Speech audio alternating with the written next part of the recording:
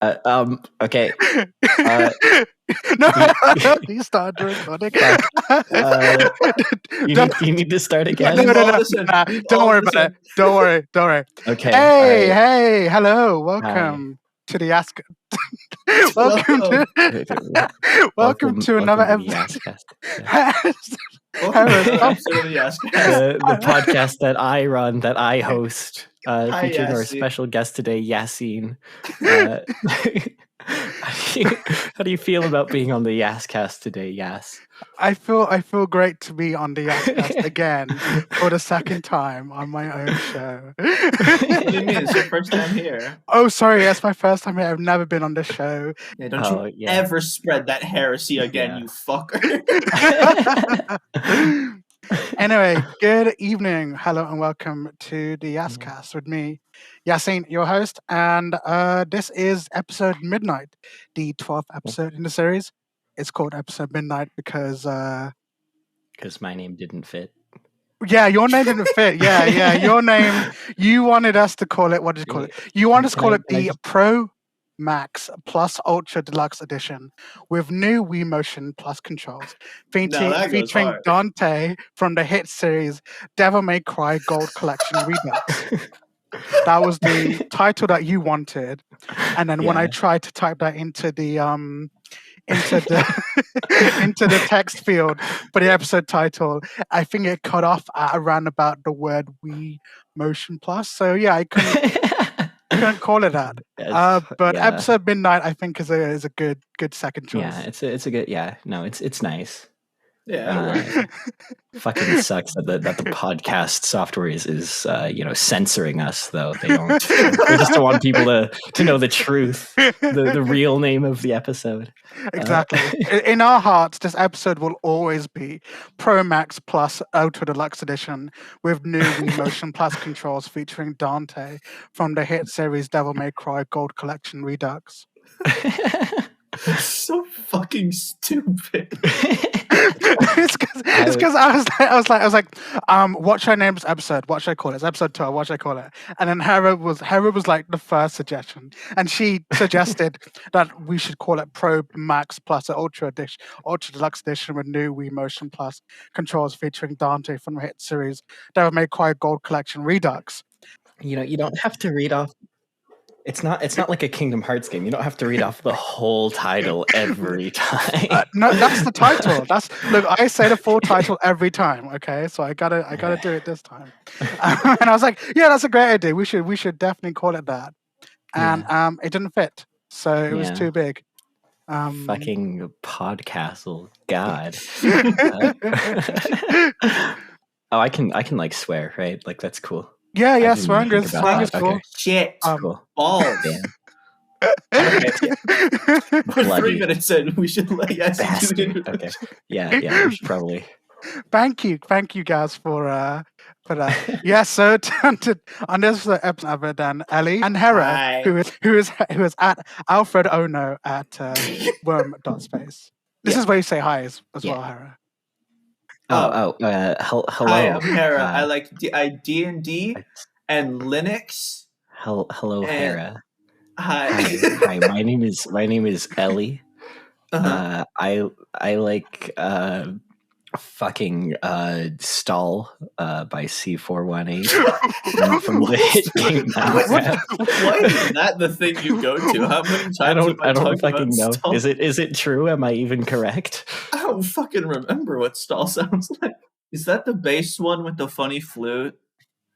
It's the one where it's like it starts out like smooth jazz, like it's gonna be like a noir film, and then there's just like a recorder or some shit. Yeah. I think it's a solid beat here. Okay, cool. Thanks, girls. You're so welcome. So I love love letting Yas talk on their podcast. It's so cool when Yas talks on the Yascast. I love it when that happens. You know, usually it's like the outro that gets derailed to shit and back. But I think this is the first time where the introduction has been so horribly mangled. This is what happens when you invite us two on the Yeah, on this the was cast. this was like, oh my god, like Ellie and Hera should be on there. You know, no. I think we were in Dog Park Discord server together, and we on a voice chat. Oh, we should talk about that later. Yeah, we actually. were on a voice chat, and we were talking about some stuff. I can't remember what it was. We were talking about like the Welsh or some shit. What were we talking? I think I said some shit like, "Isn't Wales a different country?" or something along that line, and I got like Yeah, it sparked absolutely a blasted. discussion. And then Ellie, I think he said something like, "This is like just like a Yascast episode," and then it was like Yeah. at that point I was like, "Yeah, okay, I gotta get these two gals on the show together." Gotta round up the squad. For the record, I have learned my lesson. I understand that Wales is part of the United Kingdom. Please do not kill me.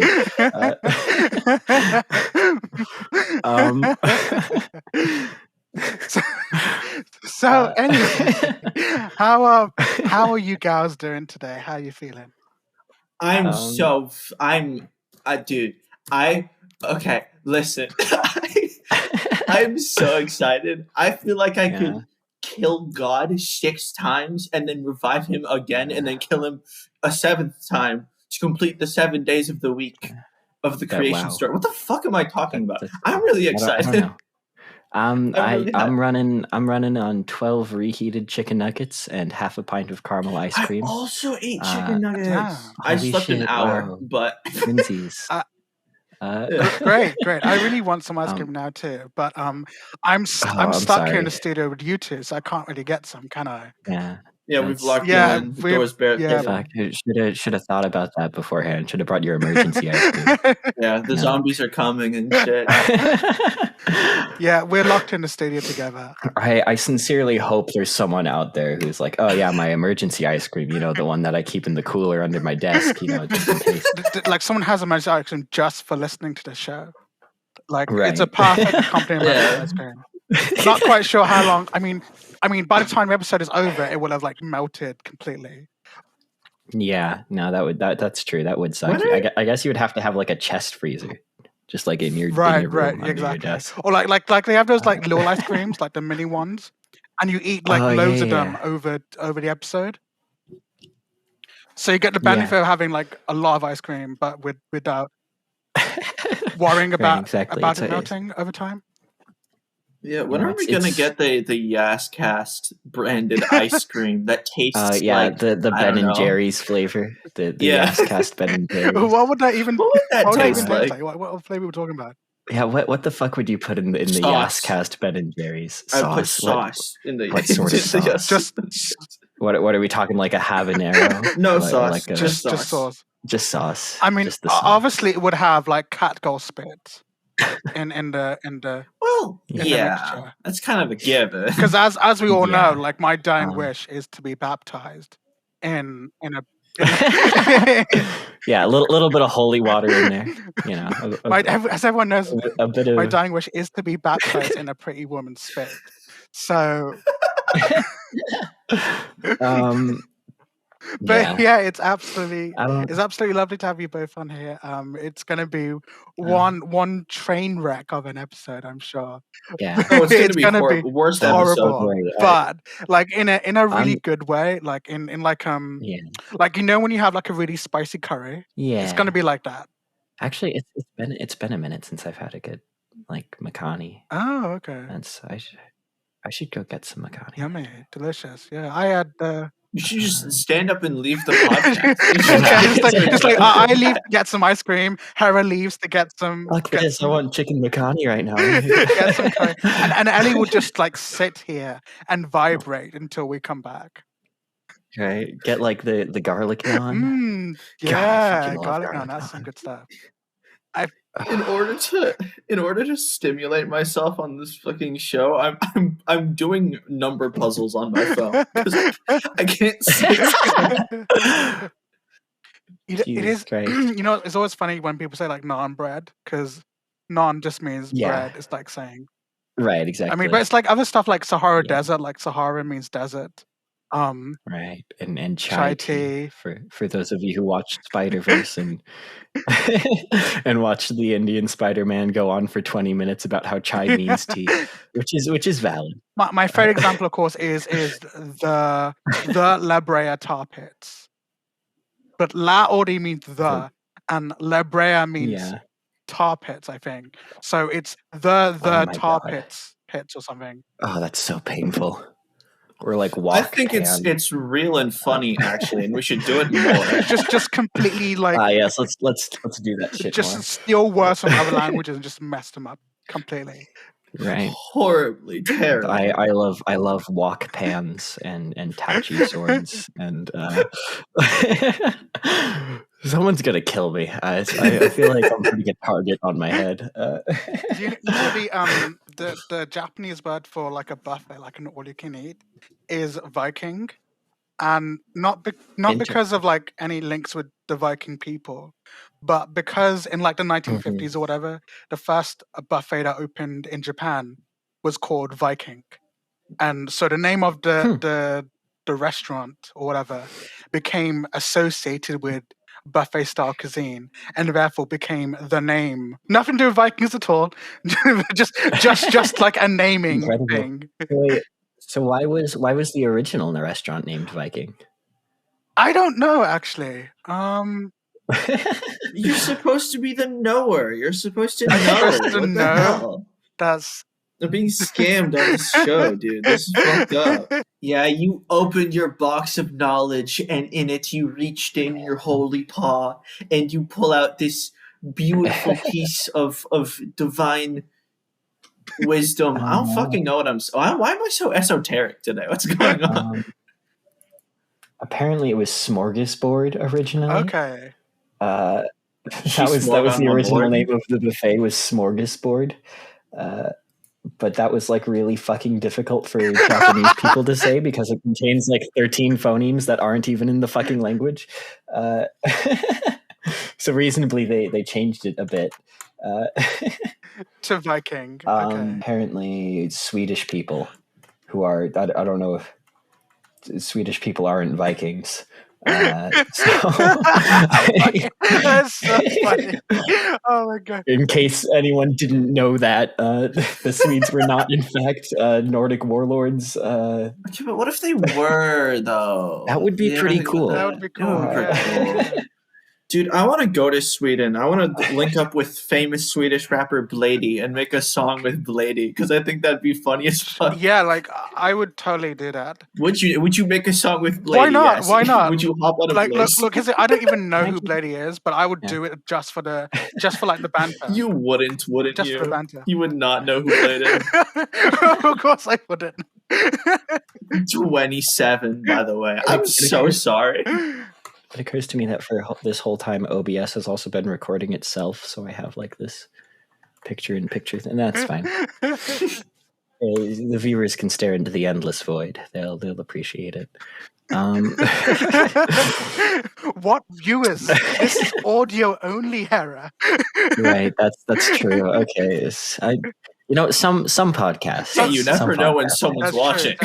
But the visuals is always just like people talking to each other still. Like you don't actually like visually see anything 90% of the time. Yeah, like video podcasts always confuse me because it's like you're watching these two, watching them speak, but that's it. Like nothing happens on screen. But what I think annoys me about video podcasts is that they're shot as video first, and then the video is stripped for the audio version, which gets annoying when they try to demonstrate something. Right, when they do have a visual cue, the like 1 out of 10 chance. Yes. Audio listeners love you to death. This guy just shot a man on camera, and you can't see it. There's one podcast, and they have a video version on YouTube. Do this, and like you can hear the sound of them moving like something or whatever, and I can't see shit, so I have no idea what they've done. And then they start laughing because apparently whatever they did was incredibly hilarious, and I'm like, I don't know what's so funny. I can't see anything. Right. Like, describe to me what you're doing on this Right.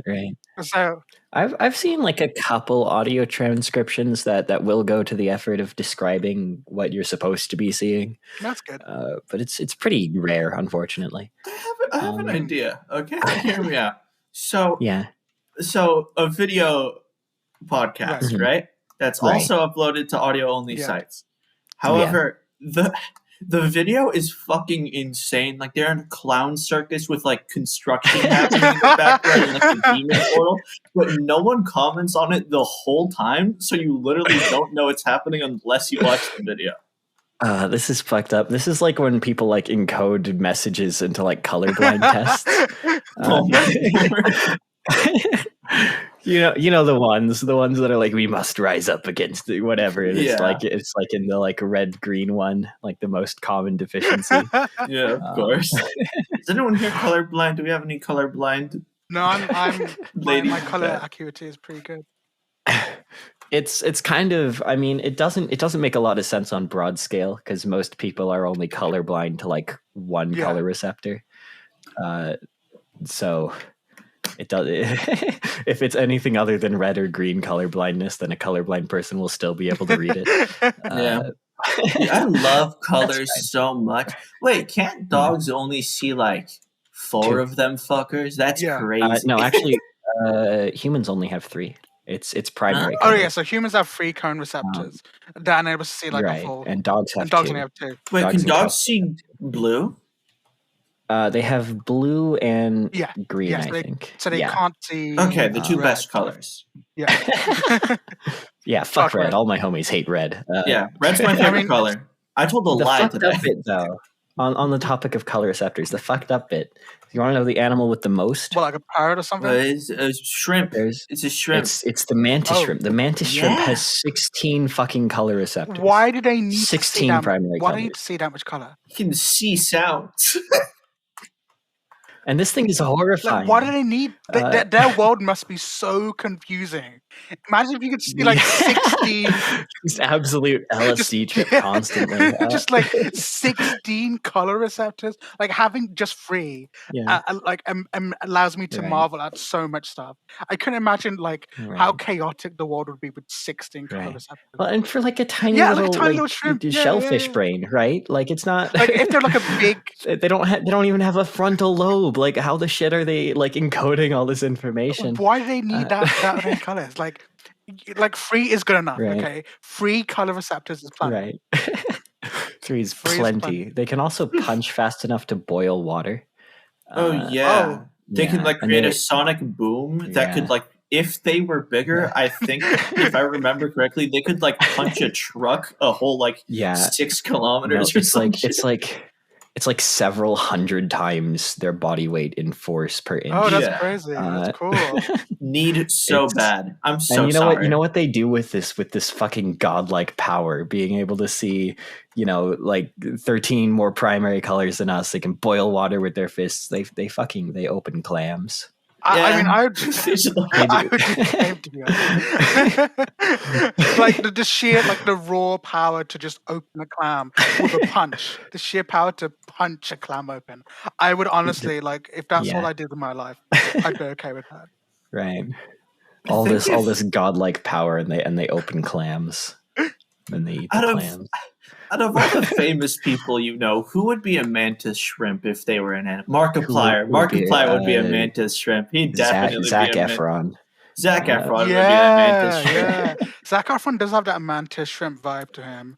Like especially in the years like after High School Musical, like when he was still like relatively fresh faced. Wait, Zac Efron was in fucking High School Musical? How did I miss that? Was like that's his claim to fame. Like he was the lead character in High School Musical. I think I might be like fucking stupid because I watched the first 3 High School Musicals and I only now put together that that's the same actor. Yeah, I mean he was Teenage Heartthrob #1, Oh, it's his haircut. Yeah. He had that that super stereotypical early 2000s white boy haircut. Glorified bowl cut with the little flares out to the side. You know that, yeah. I was there, Hera, in the 2000s. I was. You had that No, haircut? God no. No, I was God. an emo kid, so I had the emo kid haircut.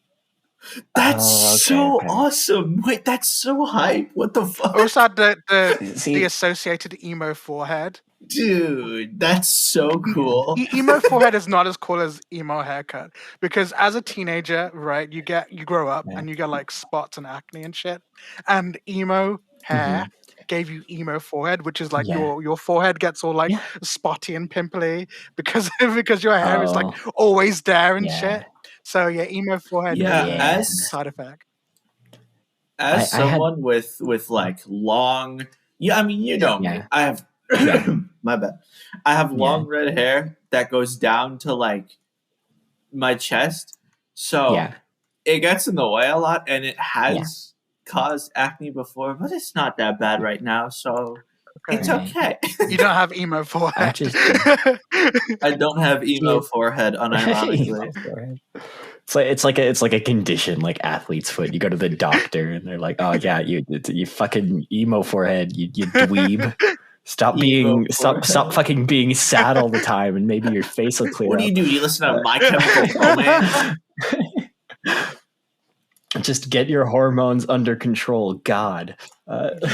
You guys obviously won't know this, but like there was a huge moral panic about emo music in like in the noughties and in the late noughties especially. This especially prevalent after My Chemical Romance released their 2006 album Welcome to the Black Parade, which of course is their most seminal work. Overall, I argue that the album beforehand was probably better. I know that's a hot take, but I feel like I feel like Welcome Back Parade is definitely amazing, and obviously it captures the heart of many emos. But I have soft spot for the one that came beforehand, whose title I've like forgotten.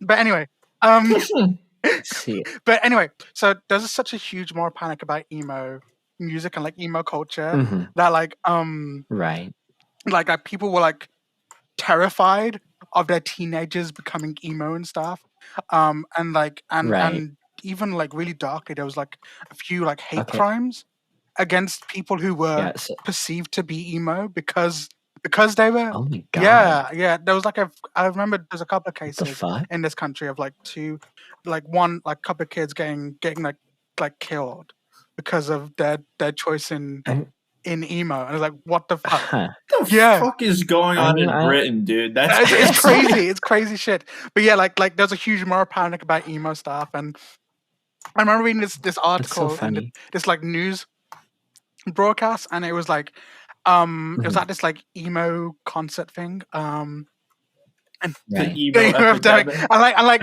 one dude was like, look, during the day I'm I work in finance, and at night I go home and listen to My Chemical Romance. There's like nothing wrong with that. Like no one here is going out and like. See, there's a certain irony to this, because people only become emo because they already feel like misunderstood outcasts. And then we're just exacerbating the problem further. When really they just have like 90% of the time they just feel like massive hormonal shit going on because they're in puberty, and then you could just give it a rest. I'm in my emo phase right now. What do I say? I hate my parents. Right, but like North America wasn't free of this. I do remember growing up, I wasn't allowed to wear black clothing or anything that had skulls on it. I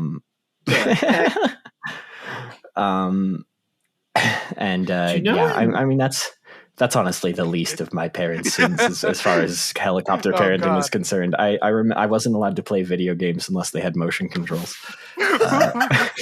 Video games are a sin unless they help to achieve a balanced diet.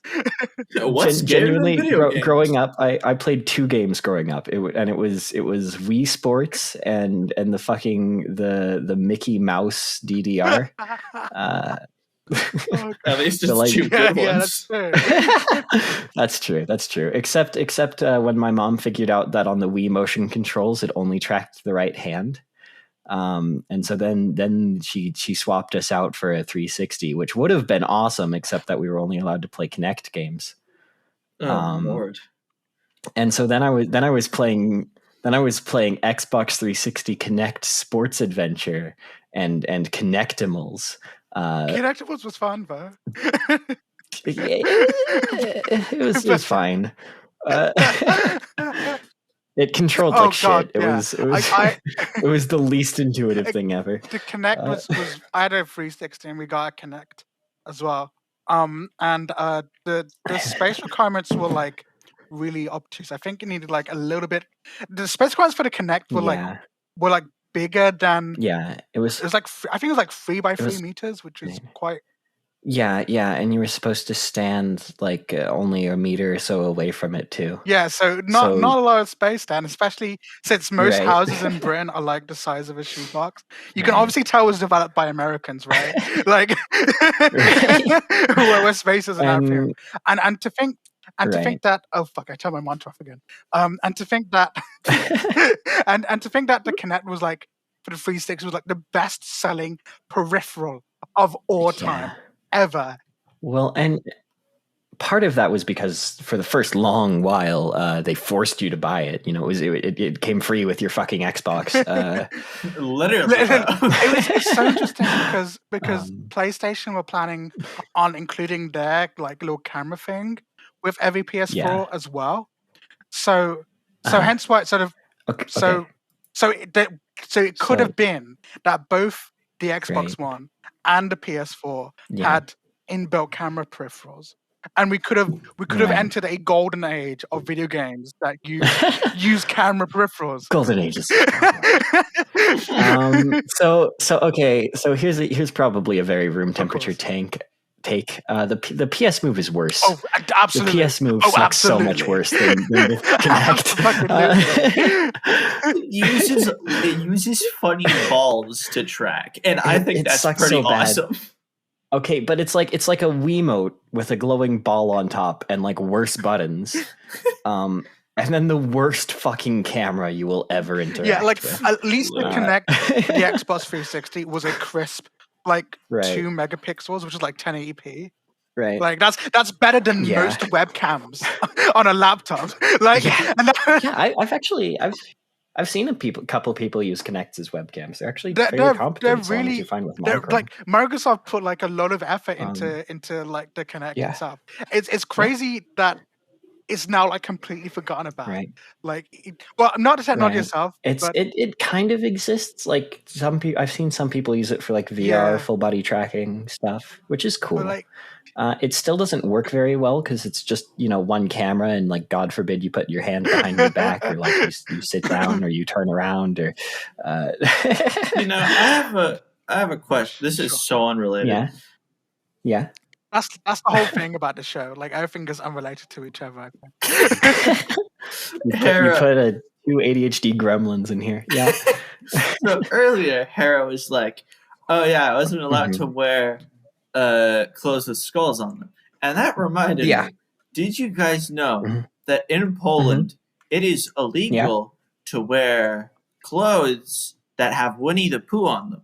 Now, there's a reason for this. Oh my fucking god! Okay. Now the reason is because he's not wearing pants, and that's too provocative. Oh my fucking! Oh my god! I love Poland. Okay. So hold on. So following this train of logic, Ellie, if you walk into like a Build-A-Bear, are all the plushies like in full clothing? I don't fucking know. Do they have Build-A-Bears in Poland anyway? Like that's the. Like, okay, are they putting like pants on like cows and horses and shit? Because like Winnie the Pooh is a fucking animal. He's a plush animal. Like what? You can't Poland just can't stand the raw sex appeal of Winnie the Pooh. It's fucked up.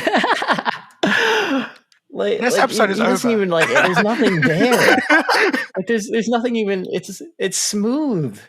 Like it's really strange, but it's also really what funny. Is there to hide? Like is it pelvises? I just pelvises are just too inappropriate. I hate that particular bone structure. Yeah, I mean, most schools in Poland have banned crop tops. If that's any indicator of anything, God forbid someone see a navel. Yeah. God forbid someone sees knees. Like shoulder. I mean, I don't know about you, but a good shoulder, whew, that gets me going. What can I say? Yeah. Thanks for yearning on the Yascast, Cassie. Thumbs up. Yeah, we're actually ending the episode here. Shortest episode in Yascast. Just 30 minutes. Probably get around to answering questions at some point. We will eventually. We will eventually. This always happens. Like it takes like 10 years to get to my first question.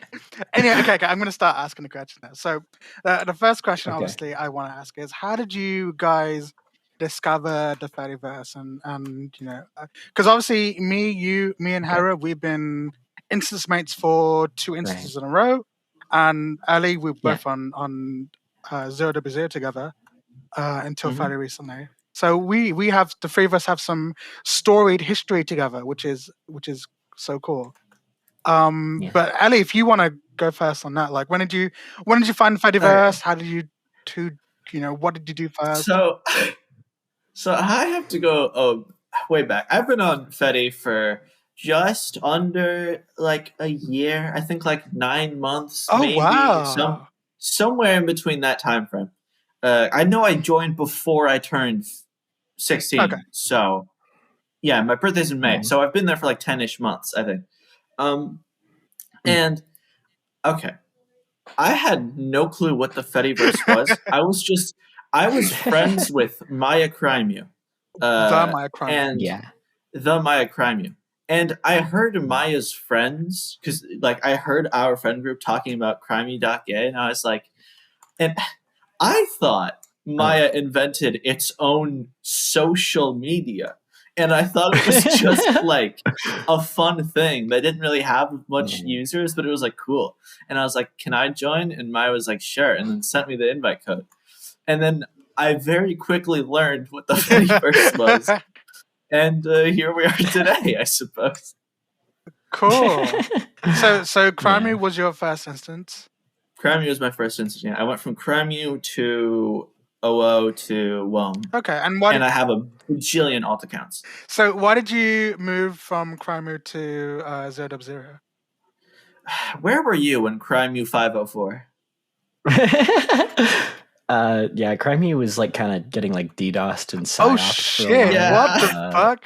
Okay, that makes a lot of sense. Because Maya leaked all those. Yeah. So Maya was the target of like attacks on her. Yeah. Okay, and because of that. Yeah, and even after they finished, the server was pretty fucked, and like there were still a bunch of timeouts and errors, and I was just like, I don't know. 0W0 has all my mutuals, so I'm gonna go there. And it was the best instance ever, ever. I was there. And you were there. You were there. And I'm so fucking cool that Ellie was like, holy shit, Hera is there. Holy fuck. And is that when we became friends, Ellie? When you moved to 0W0? Because I think we were vaguely aware of each other when you were on Crimeu. I think we were mutuals on Crimeu, but we became like actual friends on OO. That would make sense. I would definitely agree with that assessment. Yes, indeed. Yeah. And the rest is history, as I say. I think that has to be like the the shortest like Fediverse story so far. Like, my friend made an instance. I joined the instance. Instance kind of went down. I moved to another instance. Then I moved to another instance. That's it. That's your whole story. Like no craft, no like I was browsing the internet one day when I suddenly happened upon the Mastodon and that night. No Lord of the Rings level subplots. Just this happened, and now I'm here. Anyway, Hera, yours is probably a little bit more complicated. So you wanna start with yours? All right. So we're gonna have to go way back. Okay. Right. I'm rolling back the proverbial film reel. I need you to bring you clear back to the year is 2017. Holy shit! That was before I was even born. True. The year is 2017. My Little Pony is rapidly declining in popularity. I still don't know why. I still don't know what the fuck happened.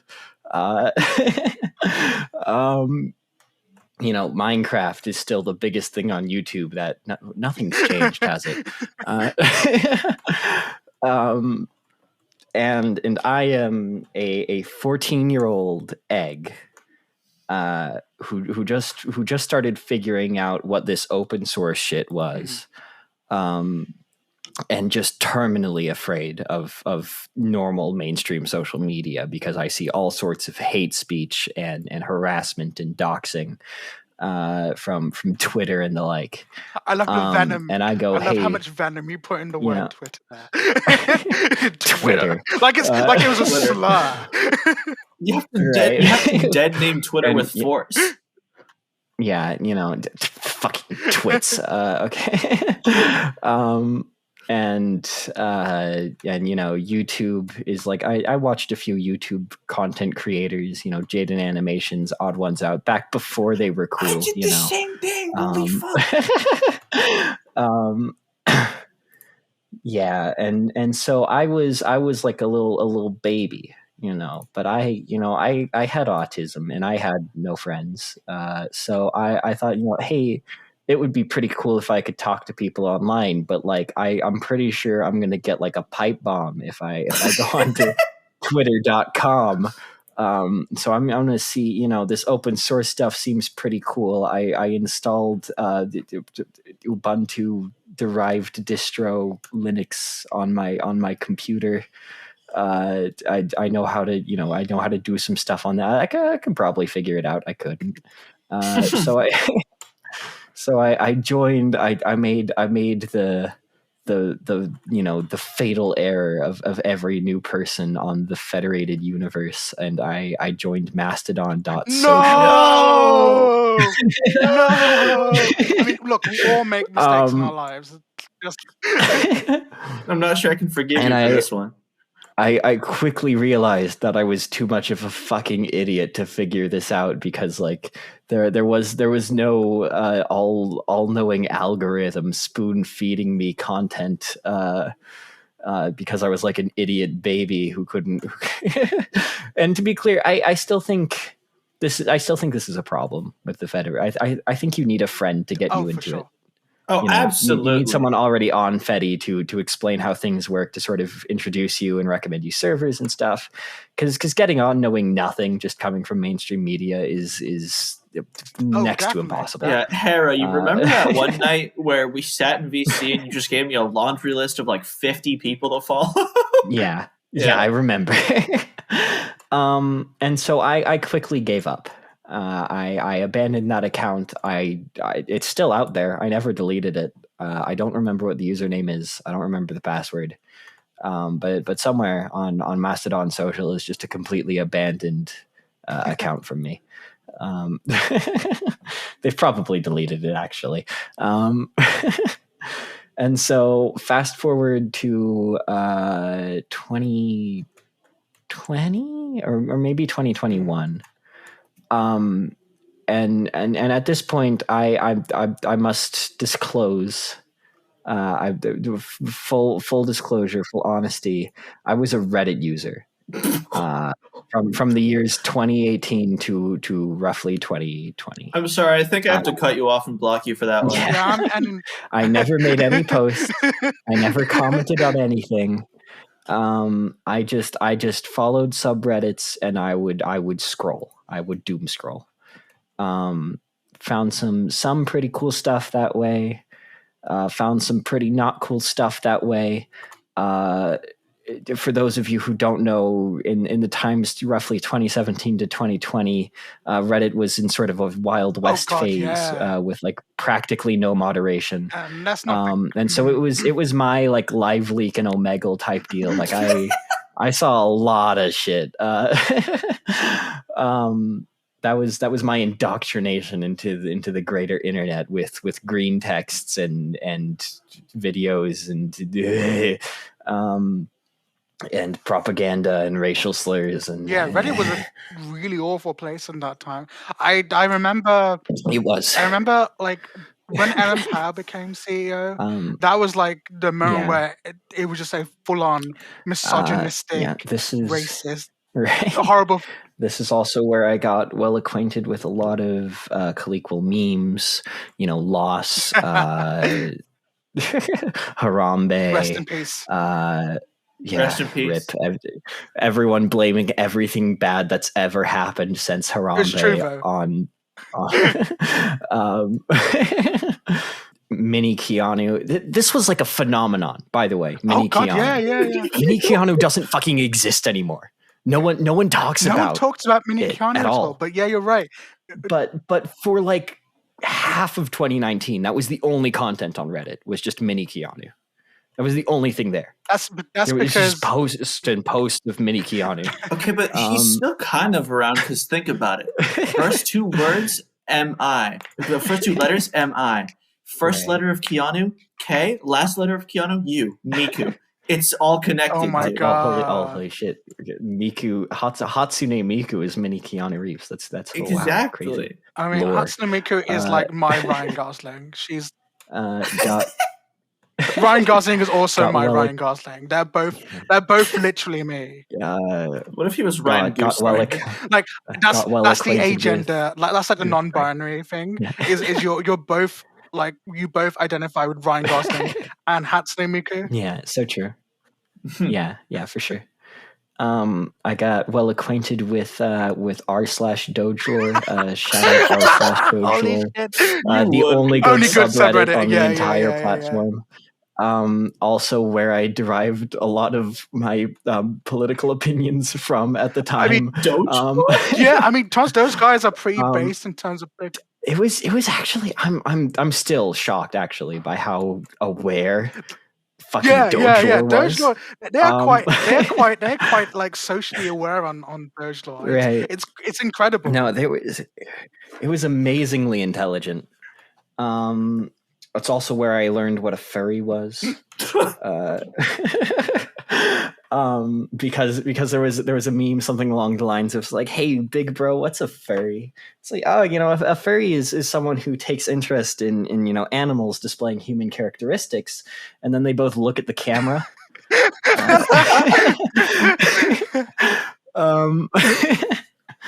Shout out r/Dojlor. I love him to death. I have no idea if they're still good. I hope so. It's still good. I check in from time to time.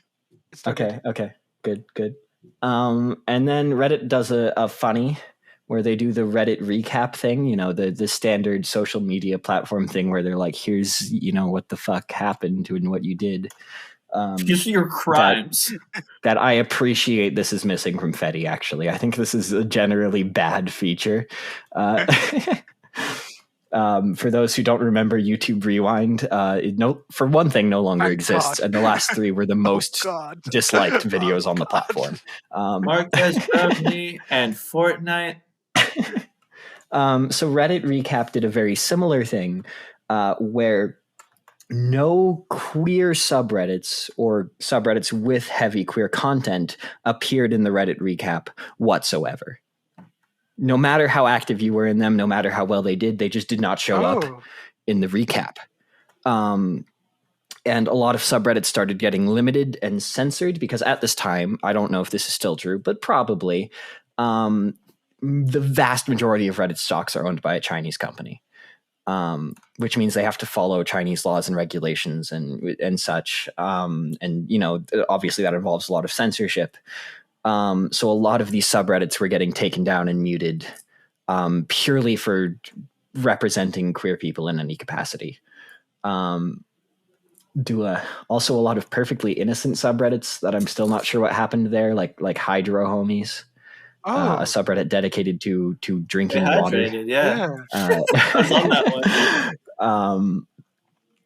I think they're back now. And there was like a protest that was actually a few years later. The blackout, right? But it didn't really. Predictably, it did nothing because they just reopened the subreddits because they own the fucking platform.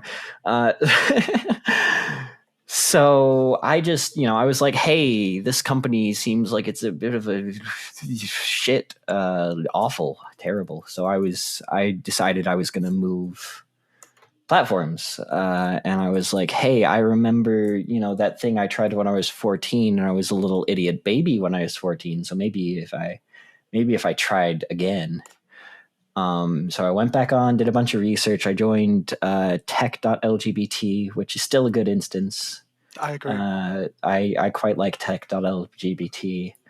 But so I spent a while on tech.lgbt. I'm trying to remember, some drama happened while I was there.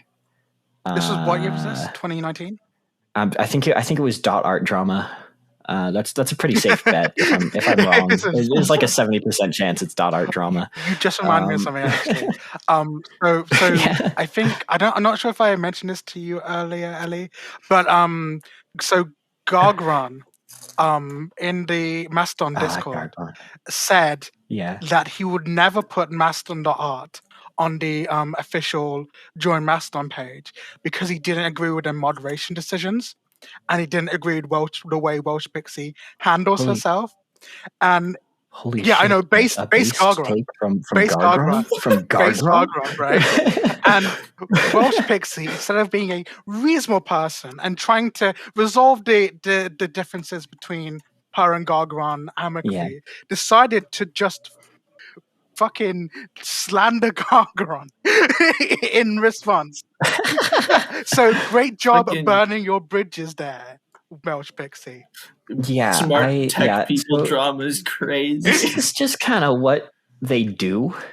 I don't know if it's on purpose or if they're just like super bipolar, but they always react to things like it's like harassment, doxing, like terrible, awful death threats. Yeah. Even if it's just like I mildly disagree with some of the decisions you've made. So then I was like, right. So then I was like, you know what, this is cool, but like I've clicked on a few go to original instance buttons, and I've decided that Mastodon is the least intuitive and worst looking. Fuck, I hate Mastodon. Mastodon sucks. I will go on about this for years. You can finish your story. So I've cornered a few friends at this point. Notably, I was mutuals with Kenoa. Oh, okay. I think I'm saying that name right. Mr. Kalkin. And of course, Aoife. Aoife is the best ever. I want to give a big shout out to Aoife. Aoife is literally the best ever from ever. Who I think at the time was still just going by Soulfisher.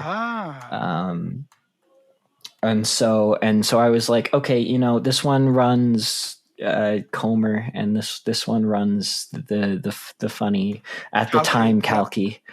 Rest in peace, Kalki. You will be missed. And so I was like, okay, I put this up to a poll because that's how bad my decision paralysis is. I was like, okay, I'm going to either join Please Don't Vor Me or Snowden.town. I'm not, that was the name of the instance, by the way. Wait, for clarification. Stop voring me? Was it stop.voring.me? Oh, stop voring me. Yes, sorry. Stopvoring.me. That was the domain. And so I put it up to a poll. Evan Prodmore, bless his heart, commented something along the lines of like, "Isn't Akoma mostly run by like Nazis?" Shaking my head. I had done enough research at this point to respond with something along the lines of, well, like it's really easy to run and it's really good for single user instances. So it's just a very easy way for that type of people to get on Fetty. And, there's some controversy around the original Pleroma creator. Mr. Gleason, my beloved. But I think Gleason actually got kicked off the Pleroma team, if I'm remembering correctly. Yeah. So I put something along the lines of that, and then he was like, oh, okay, that makes sense. Do whatever. And so then Snowden won out, and Aoife was like, yeah, sure, let me help you set up an account. So then I was on Snowden for a while, and I very quickly learned that Snowden has a reputation. Snowden has some history. Shit. We can go into depth if you want about that. I mean, this podcast episode would be 6 hours long. So first of all, the classic, the usual suspects. Akoma federates with Discordia. Dear God, Snowden is federating with Discordia, with the enemy, with the most heinous, most feared. I actually have yet to see anything that bad out of a Discordia user. I mean, they're honestly. just kind of your run-of-the-mill assholes. It's nothing like huge. Yeah. So that alone would be enough to label Snowden as one of the usual suspects. Get it absolutely. Just it's on everyone's list. Certainly .art. Sure, that was one of the. I actually remember .art limiting us. And a few others who just blindly imported block lists. The famous Oliphant block list. And so forth. And so that was okay. I've also heard, I think it was Schratz. I'm not sure if I'm saying their name right. From Todon, who talked about a bit about how Snowden had some racism problems in the past. I don't know if that's true. I've not actually gone to confirm this, but I'll give him the benefit of the doubt. I mean, it's been a long time. But it's since been dealt with, definitely. By the time I got there was not, at least not that I could see. Granted, I'm obviously not the best equipped to recognize that sort of thing, being a white person in America. But I mean, I can I can attest that I never saw any of that shit from any of the other users on there. So. So I was like, okay, whatever, so long as it's dealt with now, right? I'm not the type of person to say that someone is forever burned for past sins, because otherwise I would just fucking hate myself. So I was like, okay, like Snowden's a pretty cool place now. Maybe it had a bit of a mucky past, but at this point it's literally just an Akoma instance that federates with Discordia. I believe it did actually end up limiting Discordia at some point. Which is like, again, guilt by association is just, don't fucking do guilt by association, please. I'm begging you. If you're listening to this and you're one of those people who like, oh, well, this person is friends with this person who is second cousins to this person, which did something I didn't like once. Please don't do that. Please give people the benefit of the doubt. There's so much room for like, oh, I didn't know that happened, or just because they did that once, I think they've grown as a person, or it's still two people disconnected. Maybe the person I'm friends with doesn't know that person did that, or is willing to forgive, or so. Unless the person is directly encouraging or causing the behavior with which you are uncomfortable, please give them the benefit of the doubt. Simply enjoy life and eat burgers. Exactly. Right. True. That said, then we had a little stuff with. Then we had a couple problematic individuals on the instance, which stirred up a bunch more drama. There was some stuff where we were campaigning against Fetty Block because Fetty Block was campaigning against us, which made Fetty Block campaign against us harder. And then we had the Eve situation, which didn't really help. I'm not going to get into that one. Please, let's not. Eve thing happened. Certain rodent individual. Trash part also not going to get into. Oh my fucking God! I forgot about the trash part. Okay. Oh God, I love it. What's this? I won't explain it, but in short, my friend group and the rodent individual had quite the history. Okay. And at one point, when the rodent individual got really mad at us, they sent a message to someone talking about the dog part. That's my server in my friend group. they're talking about the dog park, like moderator chat, because that's where we were dealing with the stuff, and they called it the trash park clown chat, which is fucking awesome. That sounds pretty cool. Yeah, it was an attempt to be genuinely insulting. I think they actually apologized immediately after saying that. That's nice. But it kind of hits the same as like if you've seen that image of like the evil hamburger helper. I'm gonna wash my hands just a little with the peek into my soap. dark, fucked up world. This is my Sonic OC. The trash park clown chat. So awesome. That's kind of how it hit for me. Is just as this like I appreciate that you're trying, but you sound 14. Yeah. Yeah, so that whole shebang happened. Rodent individual gets kicked off instance. A few months later, instance shuts down because of ongoing drama from like 3 different places. Very understandable. Still wish it hadn't happened. Still sorry that it happened. I still feel bad. But that's okay. Yeah.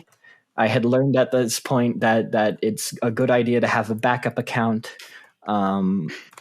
So I reached out to Autumn. Shout out to Autumn. The goat of all time.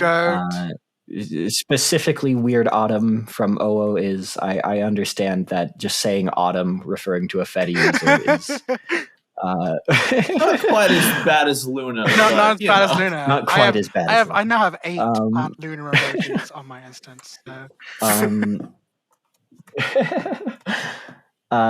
So I got on Autumn's instance. Autumn's instance is great. It's very similar to the vibe that Snowden had, at least for me. I agree. It uses cat poutine, which is already my preferred theme. Lots of people I know are already there. It's great. It's awesome. My status quo does not change. I pretty much treat Fetty the exact same that I have been. Mental health stuff happens. Autumn says she's going to shut the instance down because of mental health stuff, which is reasonable and good. And then, I think there might have been somewhere in there a .art thing. I honestly I've lost count. The bad space, White Yaseen. There was the bad space stuff, but that wasn't specific to OO. That was pretty much just random trans femme instances. So that OO was like genuinely the most well moderated instance ever. It was OO was great. So good. I loved being on OO. Also Snowden. Also tech.lgbt. Honestly, every instance other than .social has been great. And of course, now you're on Worm.space, which is run by our good friend. Right. I'm on Woem, which is run by Starshine, who is a lovely individual. Shout out to Starshine. Shout out to Starshine. Love you, Sam. And it's great. It's full of dolls. I am not as myself personally a doll. It's a little hard for me to wrap my head around it, but it's cool. I'm glad that they're having fun. The vibe, yeah.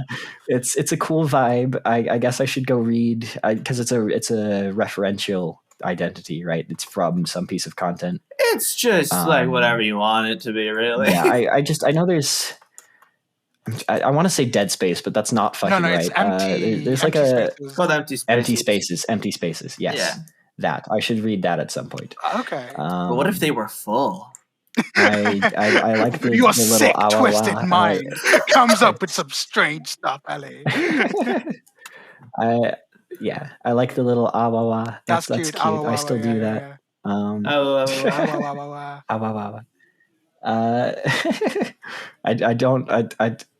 I don't feel like that's appropriating. If it is, feel free to Fetty block me.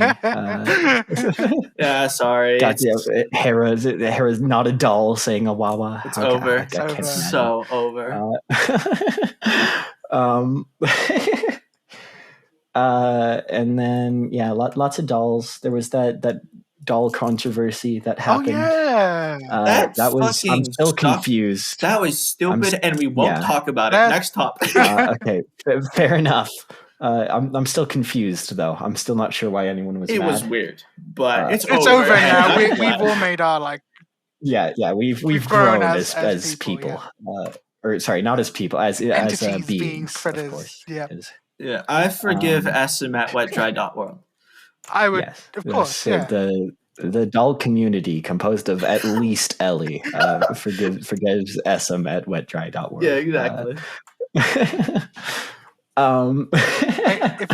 If it wasn't for you, Hera, I wouldn't have joined Snowden.town. Like, that is like a categorical fact. Because we became friends when you were on Snowden. And I remember one time I visited your instance and I was really confused. I was like, huh? You don't run like what I run, which is, I was on Mastodon. I was like, why does it look different? Like, I don't get it, you know? And then you became based.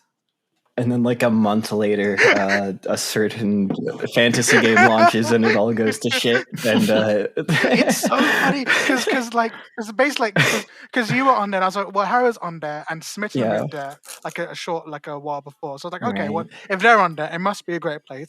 And like, because you told me. Because you told me that like a coma can do like rich text, custom reactions. And I was like, oh my god, this is like so much what I need. So I moved there, and then the day after the Wizard game controversy happened, and Master.law decided to shut down.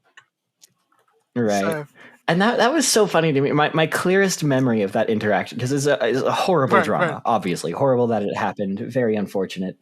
But my favorite memory is that I made a post at this time about the controversy.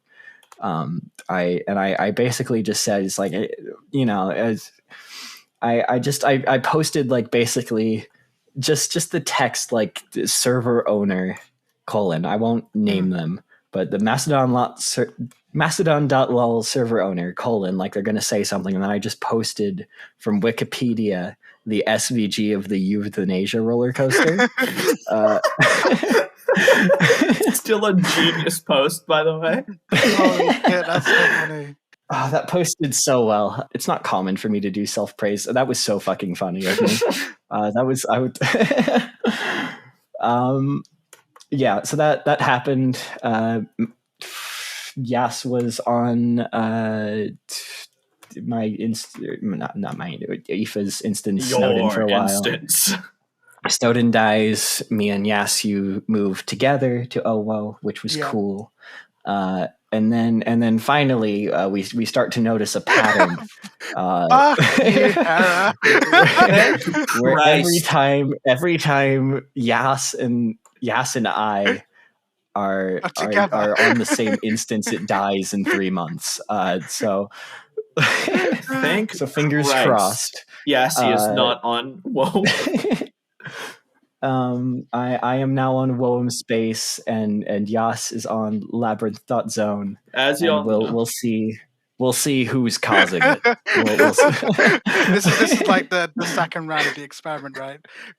Changing the variables around.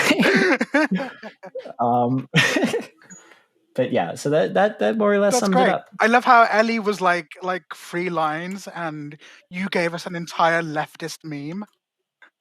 The Hera lore. It's true. Thank you for sharing all that with us. So, I want to know, where did you girls get your names from? So, Ellie, where did you pluck Ellie from, and Hera, where did you pluck Hera from? I really like Ellie from The Last of Us too. That's it. Oh, okay. That's okay. That's fair enough. It will seem that once again my answer will be substantially longer. Well, I can add some stuff, because before this, I was Amelia. And I like names that start with E and have like a very smooth sound. It does have like quite a nice resonance to it.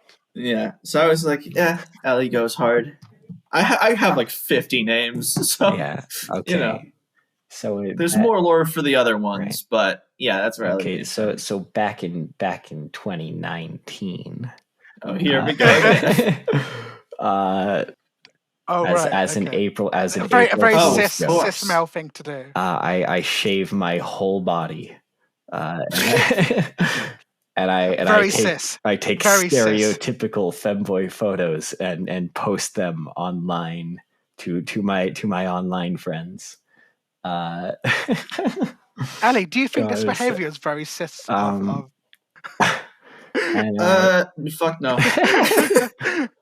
and I set my Discord profile picture as Astolfo from Fate. Of course, right? Yes, very cis of you. Yeah, of course. Yeah, very very cis male thing to do. And I believe I set my display name as something along the lines of at the time it was a very popular meme, and now it's kind of in bad taste. But there was using a less nice word, cross-dressers aren't gay. Right. Yeah. Oh, not the T word. It's at the time. At the time. It was at a time, of course. The people. Yeah, it was different era. Yeah. And I was also self-identifying with the term, right? I was so it's not as bad.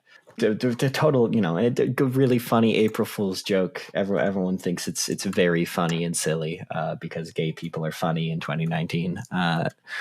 As we all know. I get a few very weird responses to it where a couple of people are like, "Yeah, cross-dressing isn't gay." Some people just like feeling more feminine, and then I'm like,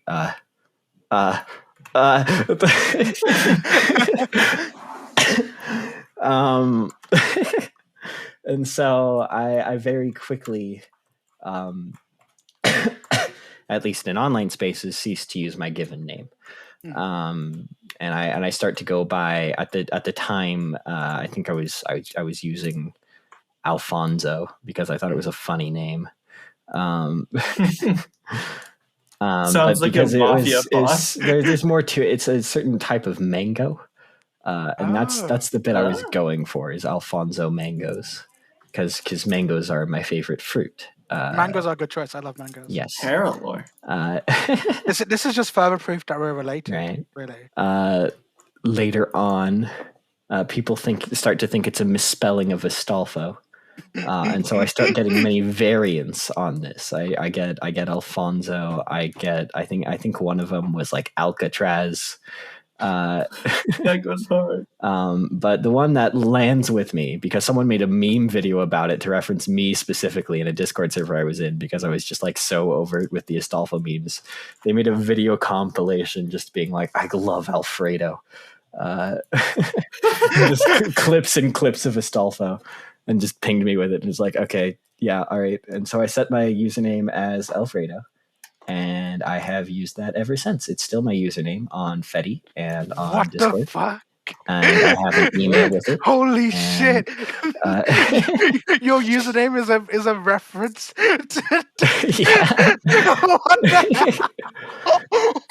Crazy lore. It just clicked. I was like, wait, that sounds just like Hera's user. Right. What? And it worked out because I do really like Alfredo sauce. It's banging cheese sauce. Really, really good. I really like Alfredo, especially like on fettuccine.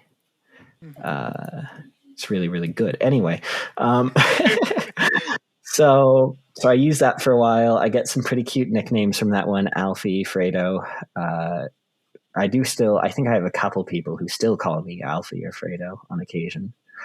Anyone call you Frodo? Like Baggins, like Lord of the Rings? No, luckily. Someone did start calling me Alf, and I got reference to this really ugly, dumb fucking looking puppet named Alf that apparently exists. And so then I'm like, okay, this isn't going to work. I need to find a different name so people will stop comparing me to this, what is it, like an anteater? Apparently the puppet's great. No slander. I just don't want to be compared to like that. Like it's I'm sure they're gender for someone. It's not me though. Not me.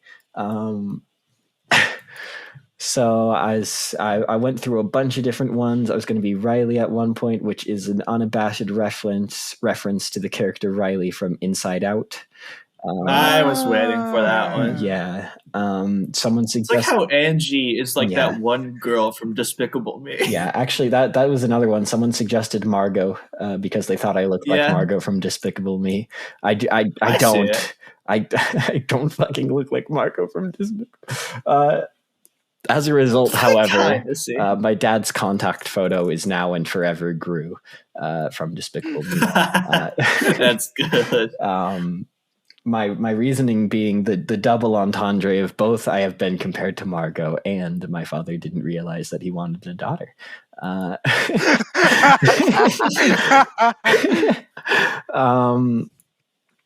And so is that so I did those for a while, and finally, because I am a bitch for poetic irony, I landed on Hera, because for those of you who somehow don't know, Hera is the Greek goddess of womanhood, family, and mothership.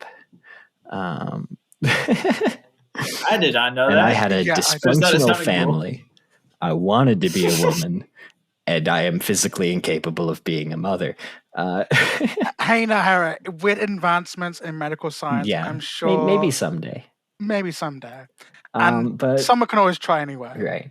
But my thought process was, okay, it's like cruel irony now, but it's also like a goalpost, right? It's something I can work towards, you know.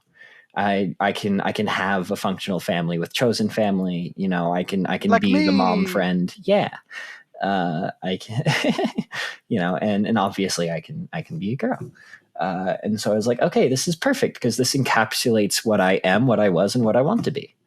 That's very, very poetic. Very full of smart people are crazy. That's why. Because obviously I knew like what Hera was as a goddess, and so I was curious as to why you'd picked that as your name.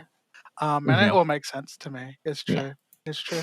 Right. So I just like the character from a game. Yeah, I do love the sharp. Like, there's only two like trans naming like choices. Either it's some deeply philosophical like symbolism, or it's a name you picked from a girl in a video game. Like, either you're like Sephiroth or you're Madeline Celeste. Those are the two good. But no, I think that's great. I think it's great. Yeah. Thank you. And and I'm glad to be your fan family.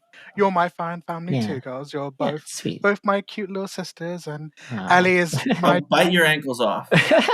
Yep, that's true. And Ellie's also my child soldier. So yeah, I've been employed in the force, fighting on the front lines of the Mastodon.social battle. yeah, exactly. Something like that. That's we will prevail over the master cells. I'm sure we will. Yas managed to avoid most of that. Dot.lol was like the cooler .social until the incident. Until the incident. So, okay.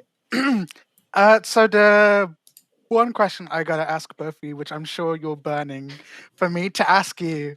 So, Ellie and Hera, you're both creatives in a form. Ellie is a music lady, producer, a shaman of the audiological arts, and Hera, you are a drawer of things. Sure, yeah. A modeler. I'm actually pretty shit at drawing. I have really shaky hands. Oh, okay. So I do everything. Every time I have to draw something, I just do it with math instead. That's how autistic I am. So anytime you see me make a model with like any sort of like texture on it at all, I made that with graphs and equations. That's actually really cool. That's legitimately really cool. I mean, to be honest, like all computers are just like applied mathematics. Like all computers are basically abacuses. Right, of course. That do the abacus stuff really fast. Yeah. They need to invent a computer that doesn't know how to do math. Wait, that's me. Yeah. So, Hera, where did you get your creative start from? Okay. So it's not a very original tale, unfortunately.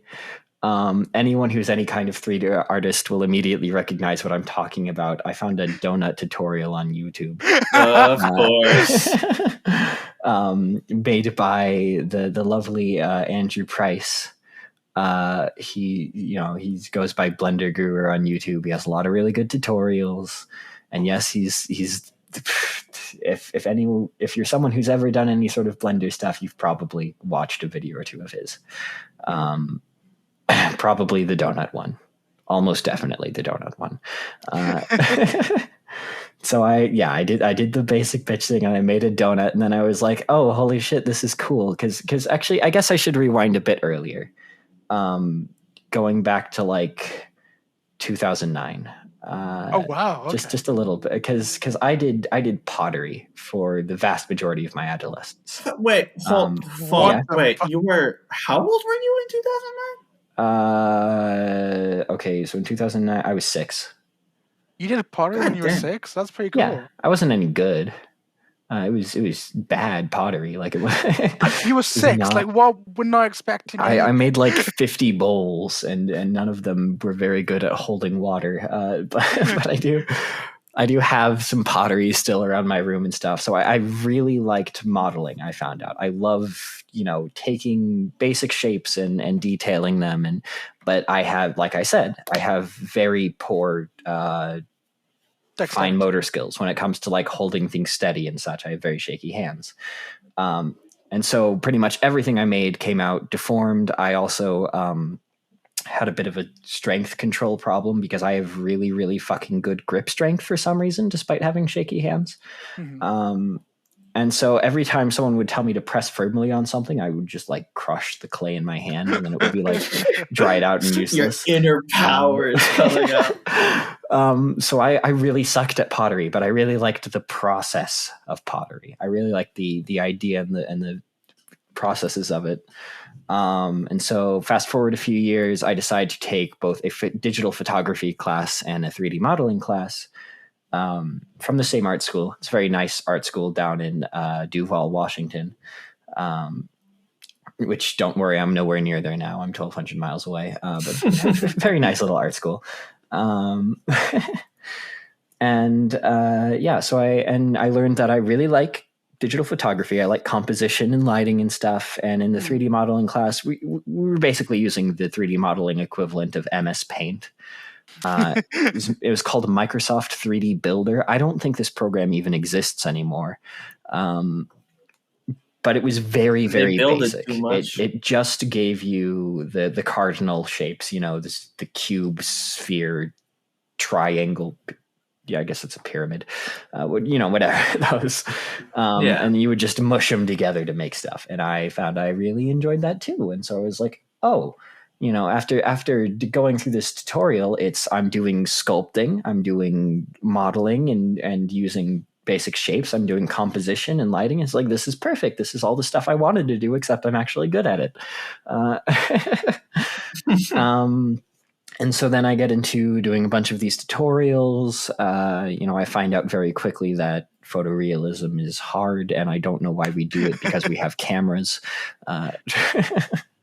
That's the thing with photorealism for me. Just as a general rule, if you just want an exact reproduction of real life, cameras exist.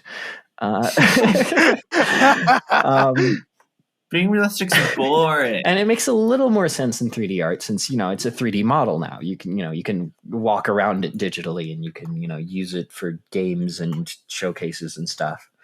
So it makes sense to have, but it's just excruciatingly boring for me to reproduce exactly what I'm looking at. And so I very, very quickly tried to veer off into stylized stuff. Then I learned the second problem is that in order to be good at breaking rules and being experimental, you have to actually know what the rules are, or you'll just produce garbage. And so I, painstakingly learned how to. I make like 17 different anvils. For the people who know anything about 3D art, you've probably also seen the anvil tutorial. And so that basically lands me where I am today, where it's just like I'm doing art with math, and it's cool and great. That's so cool. I mean, that's really cool that you've learned that skill. Yeah. Like, what's the there's nothing better, I think, than learning a craft all by yourself, just like that. Yeah. If I'm rambling too much at any point, by the way, don't worry. This show is the ramble show. So it doesn't particularly matter. Right. Good. So Ellie, will you tell us? Buckle in, Ellie. You are a lady of the music. Can you please let us know? Yes. Your music story, your history. So, okay, we have to go way back. Okay. To a distant year of 2017. So I've always been a big musical kid. I did music class as a kid. I had a keyboard in my room that I would play on. I went to ukulele lessons, and there's nothing more horrible than like 40 kids who think they can play the ukulele, playing the ukulele in the same room. Oh, that does sound and horrid. Singing the most annoying song ever made, Riptide. Fuck that song. Fuck whoever made it. I hate it. Running down to the Riptide. It's so generic. It's so bad. I hate it. Yeah, right. Anyway, so I was like, hey, I want to do this music thing because I saw people making songs about video games because I was a nerd. And I was like, I want to do that. So in 2017, I was 10 years old, 11, somewhere, one of those two. And I was like, I'm going to make a Five Nights at Freddy's song. Oh, my God. And then I did it. And I used this shitty online DAW. DAW stands for Digital Audio Workstation, for those who don't know, called Soundtrap. That was like web-based, and you couldn't even download it. It was awful. It was terrible. But I just kept kind of just like messing around with it, and I just kept like coming back to it. And I was such a big fan of music. Like I had favorite artists when I was like 8 that I would always listen to and stuff. And eventually, in 2020, right before the pandemic, I was like, hey, there's this artist I really like called Eliminate. I've been a fan of Eliminate since he like signed to Disciple way back. He would do tutorials on the Disciple channel, and he would use FL Studio. And I was like, I want to try this. So I downloaded it. I didn't really get it for the first like year, and I mostly stuck to Soundtrap, unfortunately. But then Eliminate made his YouTube channel where he would do funny things like making his cat dubstep. And I was like, yo, I want to do that. And then so in 2021 is when I fully went into making music in FL Studio. And for the first this is going to be horrible. Okay. For the first like 4 years since 2020 into earlier this year, I used FL Studio trial mode. Now I have to explain why that's bad. In FL Studio trial mode, you can export your songs as like WAV or FLAC or MP3 or whatever you want. And you can save projects. You can save the project file so you can open it another day and work on the song more. So you can work on the song multiple times like a normal person. FL trial mode does not let you open project files. So every song I made since, I want to say like maybe since like 2024 started, that like I pirated FL, in Minecraft in a video game. I don't know if I'm allowed to say that. No, go ahead. I pirated FL Studio in like February of this year. I released an album, 2 EPs, 3 albums on an alt account, 2 EPs on an alt account, and 2 albums on my main account actually, and every single song was made in one sitting. I sat down and I made the song, and it was terrible. Okay, so wait, Ellie, actually, I have a question about this because I was still, we were friends while you were still doing this, and I thought you were insane then too. But so I don't know why I didn't think of this before, but couldn't you have just left FL Studio open? Oh, I did. I had days where I had 6. One time it was terrible. I had 6 project files open at once. Oh my god! It was. Oh my god! It was horrendous. So basically, you couldn't So you could save your projects, but you couldn't reopen them? Yeah. No. Anytime you try to reopen them, they would go like, "Oh, go to our website and buy a license." Right. And I just never bothered to pirate it, and I don't know why. But I pirated it earlier this year, and through my music creation journey in like 2021, I wasn't like, I don't think I made anything good until like 2023. But in 2021, I was so over it because I was like, nothing I make sounds cool. It all sounds like the same. It's so boring. And I realized that was because I was like forcing myself into a box of, I want to make this genre, which means I have to follow these rules of this genre. And that was horrible, and that sucked. And then in November 12th, 2021, a little album is released called Frailty by Jane Remover. God. Oh, no. And I listened to it, it quite literally genuinely changed my life. I would still be cis if it was not for Jane Remover. Genuinely. Holy shit. And yeah, fun fact for the viewers, I'm in the top 5 global listeners for Jane Remover on Last FM. I have number 4, the most Scrabbles. I'm number 4th on the leaderboard, which is kind of crazy. That's amazing. But yeah, Jane really inspired me because all her music it didn't conform to any like genre. It was just music. And I really liked that because I think like genre classification sort of sucks and is like annoying, and I feel like it should be an afterthought rather than I'm going to sit down and I'm going to make a dubstep song. Well, and it definitely is a lot of the time, right? Because I mean, absolutely. There are some very easy examples. Classical music. Do you think they called it classical music when it was new? No, they just called it music. Fuck no. No, they called it hyperpop. It wasn't classical yet. It was this new shiny genre that no one was listening for. And that was like the whole point of rock, right? All the old genres have gotten stale. Let's just fucking do new shit, you know? Yeah. When the Beatles first came on the scene, the CEO of Decca Records said that there is no space in the world for guitar bands. Yeah, totally, dude. He obviously very shortly changed his mind because the first record label that the Beatles signed to was Decca Records. So at least there's someone there who did eat his words.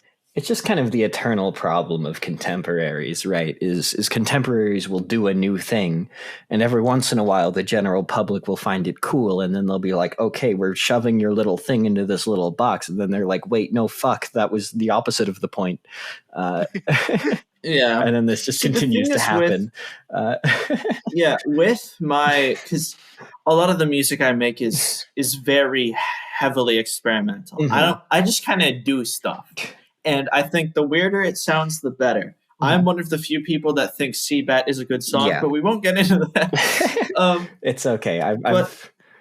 We can at least. I've come to the agreement that it is in fact a form of art. A song. It's a song by definition. Yeah. It's still fucking sandpaper to my ears, but it's okay. It's a song, and you can like it. That's okay. Because in my mind, it's like something that is unique in a way that's executed badly will always be infinitely better than something that's like professionally produced, but it sounds like mainstream pop. And that's exactly. I would always still prefer art I dislike to like generic art. Because that's one of the things, like, you know, you bring up, like, there's a lot of examples of contemporary art that are explicitly made to piss conventional viewers off.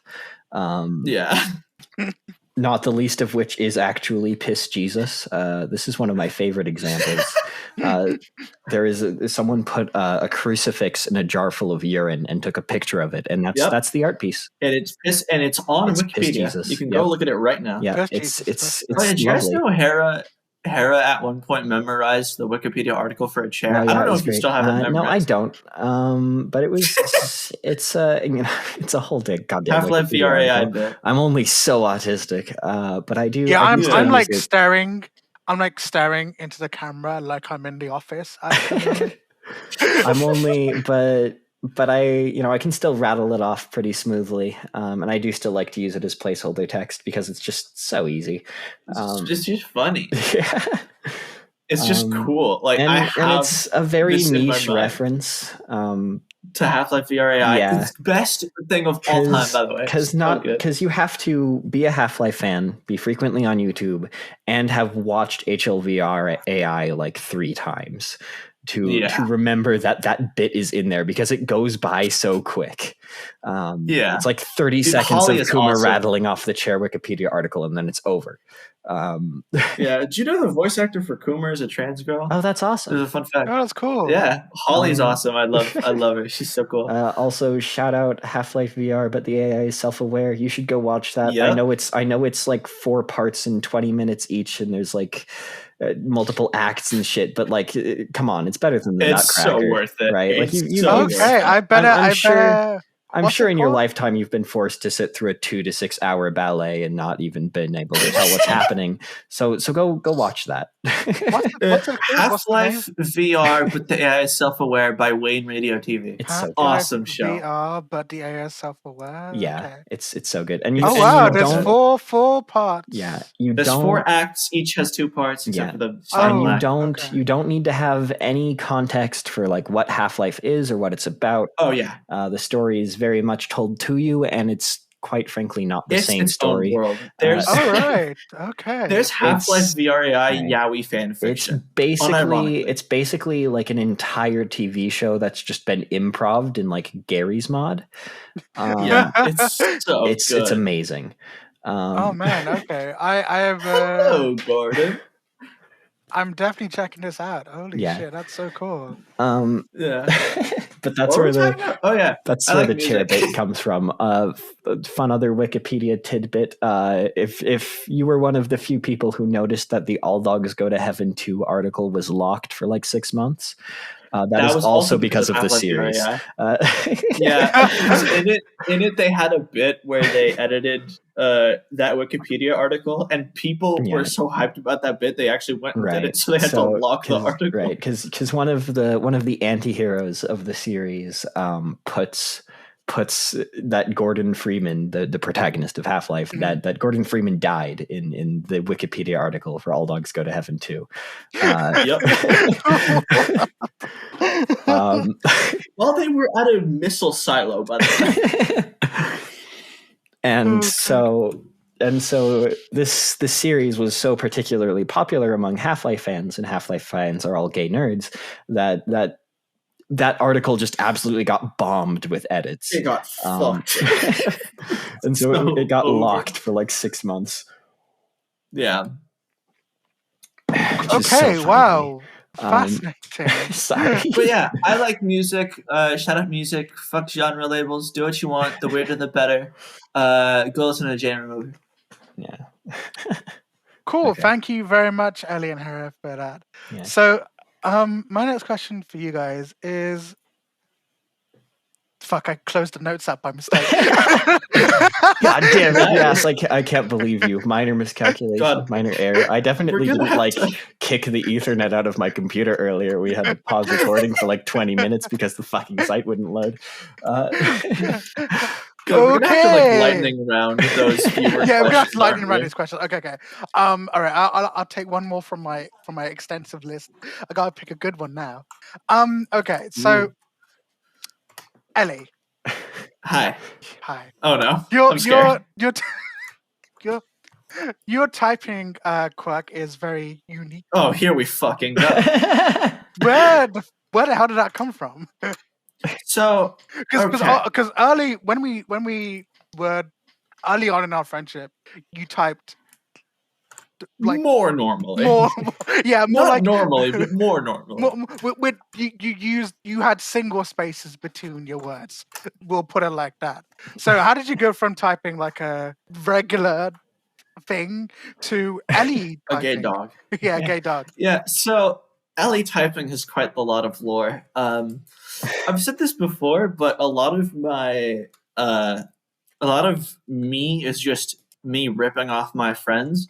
But this is different. So the commas, me overusing commas, was kind of stolen from my life, and yeah, I won't that space. But that was like, I think the first, because I used to type like such a fucking no. I used to use the giggling emoji and type, "Oh my god, stop, girl!" Like I was a different. That's hard to back in the picture. day. Like I'm having trouble Yeah, I know. I used to conceptualizing go meow. It was crazy. like a wow. Yeah, but Crazy. eventually, on Twitter, because of course on Twitter, sometimes when people would do a funny post, or like people would like screenshot posts from people that just couldn't be real, like they were too normal, and those posts would have like one extra space between a word, and I found that the funniest thing, so I started doing that, and then I did that more, and then I did that more, and it kept evolving until eventually now it's a weird mishmash of I capitalize random words in the sentence, I have a bunch of spaces, I have a bunch of commas, and the thing is like people have tried to replicate it, but like, you know, just to quote Jane Remover real quick, you can use the recipe, but the sauce will not taste the same. I am incopyable. You cannot make an AI me. It's simply impossible. Except your AI, your Markov chain bot, does get scarily close to you on occasion. Oh yeah. Yeah. I mean, that's just because I feel like that's because my posting style is so unique and characteristic that it just nails it. It's just pure entropy. The Yaseen Markov bot does get quite... your Markov bot is interesting because of your unique typing style, so it reincorporates that into its output. It's the same with FreePlay's Markov bot as well, because FreePlay has a very unique typing style. Oh yeah, FreePlay has a Markov bot. And the funny thing is that FreePlay's Markov bot doesn't have a CW on it. So I will see it in my feed, and I think it's the actual FreePlay token. Oh no. And it is so crazy that I now start to doubt whether this is FreePlay's post or if it's the Markov bot, because they're just so similar. Like and I thought the Markov bot will occasionally type emoji names wrong. And I think that's like a function of all Markov bots because they can't do emojis, right? But it turns out that's actually a thing the real FreePlay does organically. I do that too. I will type like colon, guy fucking crying. He's crying so hard. He's so sad, colon. Because I just think it's funny. Yeah, but the fake emojis, because that's the fucky part. All of the Markov bots do that. They'll make up emojis by accident. Yeah. But FreePlay does that naturally. So the Markov bot is imitating FreePlay. It's so fucked up. I've said this before, but like the tone which I type in and the way that I write is so vastly varied that I think any Markov bot of me would just post random words from the dictionary. Oh, it's just buzzwords. And like you're just gonna wake up one day and there's gonna be like a Markov bot from the Markov post from the Hera bot, and it's just gonna have like the word lugubrious in it with no context, and it's gonna be like, what the fuck is this? Oh my god, that's so great. Starts defining shit. But yeah, that's the basic lore behind my typing quirk. It's always funny to see people discover it for the first time because they're like, "Why the fuck do you type like that?" And I'm like, I don't know, I just do. It reminds me of, I don't know if you guys know Mew from Tech.lgbt. I've heard of him. Okay, so her typing quirk is that I think is a cat-based pun. Yep. Yeah, I've seen a few of those. Yeah. So occasionally people will discover her, probably through me because I find it funny when she writes words in cat speak. Yeah, in cat Cat form. speak. I used to do Nyas speak too. It was crazy. In cat form. But yeah, so I think it's exactly the same. I don't have a typing quirk, so I don't really know what to say about that. Yeah, you type like a millennial. It's almost like you're a millennial. Yeah, crazy. God, some sort of like adult person. Fucked up. Yeah, it's crazy. I say at 20 years old. Fuck. So, shall we move on to the questions? Sure. Shall we just? We can do the viewer questions. Let's do the viewer questions. Let's go through them with good. Amp up the pace. Lightning round. Lightning round. I need to bring the questions up again. There we go. I got them. Okay, right. Gonna have to. Okay, here we go. You guys ready for this? Yeah. Yes, I'm so prepared. Okay, so we have 44 replies to this. Jesus, here we fucking go. So we'll make this a little quicker than usual. Okay, so the first question is from Garden, who is at a garden at wom.men. It's our sister instance. That's true, yeah. Yeah. So their question to us is dolls. Yes. I think that, I think that's true. Yeah, sure. Yeah, okay, that's fine. That's like the wom.space staple. Yeah. The next question is from Arctic, who is at wom.men twice in a row. Holy shit. And her statement, I guess, is meow, wom, nia, mew, mew. True. Okay, next question. Yeah, okay, cool. Right. Next question. Sure. Next question is from what the heck? Oh, this is Sneaksy. Okay. Yeah, this is Sneaksy at leah.pet. Love those guys. Awesome mutual. I love those guys. His question to us is, how do I get free money for free? Okay. So step 1, own Discord. Step 2, get someone really rich to buy Nitro. Step 3, kill them. Okay, that's great. Okay, I have an alternative route. I was thinking about this question beforehand because I knew I would have to have a really good answer, because free money is no fuck about business, right? So here's the thing: girls don't play about free money. The production cost of a penny. Wait, there's a song from my youth by. So what you do? I forgot the name. What you do, right? is you Good Charlotte, buy pennies. And it's the line is, girls don't like boys. Girls like cars and money. I like boys. They're lying. Yeah, because if a penny costs less than a penny, then you buy a penny and then you have another penny. And you can scale this up a bit if you want. I hear there's this thing called the stock market, where you buy something for less than it's worth. And then you hold on to it until it's worth more, and then you sell it off. And so what you do is you invest in things which are undervalued, and then you raise the price above the actual value. Make sure that it's something that people can't get easily. The guidelines are actually quite easy. There's a song about this. It's called "The Money Game Part 2." That she sells on the shisha. And so then basically what you need to do is once you own 51% stocks of a company, then you immediately begin to exploit your workers. You break up the unions, and you make sure you undercut the competition, spread like a disease across the nation, market, lie, cheat, steal, whatever you need to do. And then finally, once you own a country or two, you can start declaring war, which the profits will always be greater than the losses, even if you lose the war. They don't, kind of crazy how that happens. Eventually you get to like world domination, and then you have like all of the money. So obviously it's free, because who are you going to buy it from? Yourself? Yeah, I wasn't expecting that. Yeah, I was gonna say like we could just rob a bank. Like, well, see, actually, robbing banks now is kind of bullshit, because like they have ink bombs and stuff now, and like getting there's no actual gold. You guys know that one? There's this one song of a guy just like freestyling over a jerk beat where he's like, "Next, you got to plug in the HTTP server. You got to plug it in the server. You got to wire all the money out. It's so good. Yeah, like because that's the thing is like people use plastic money now, and the thing with plastic money is you can just cancel cards. Like, what did you find like the old tweets and stuff?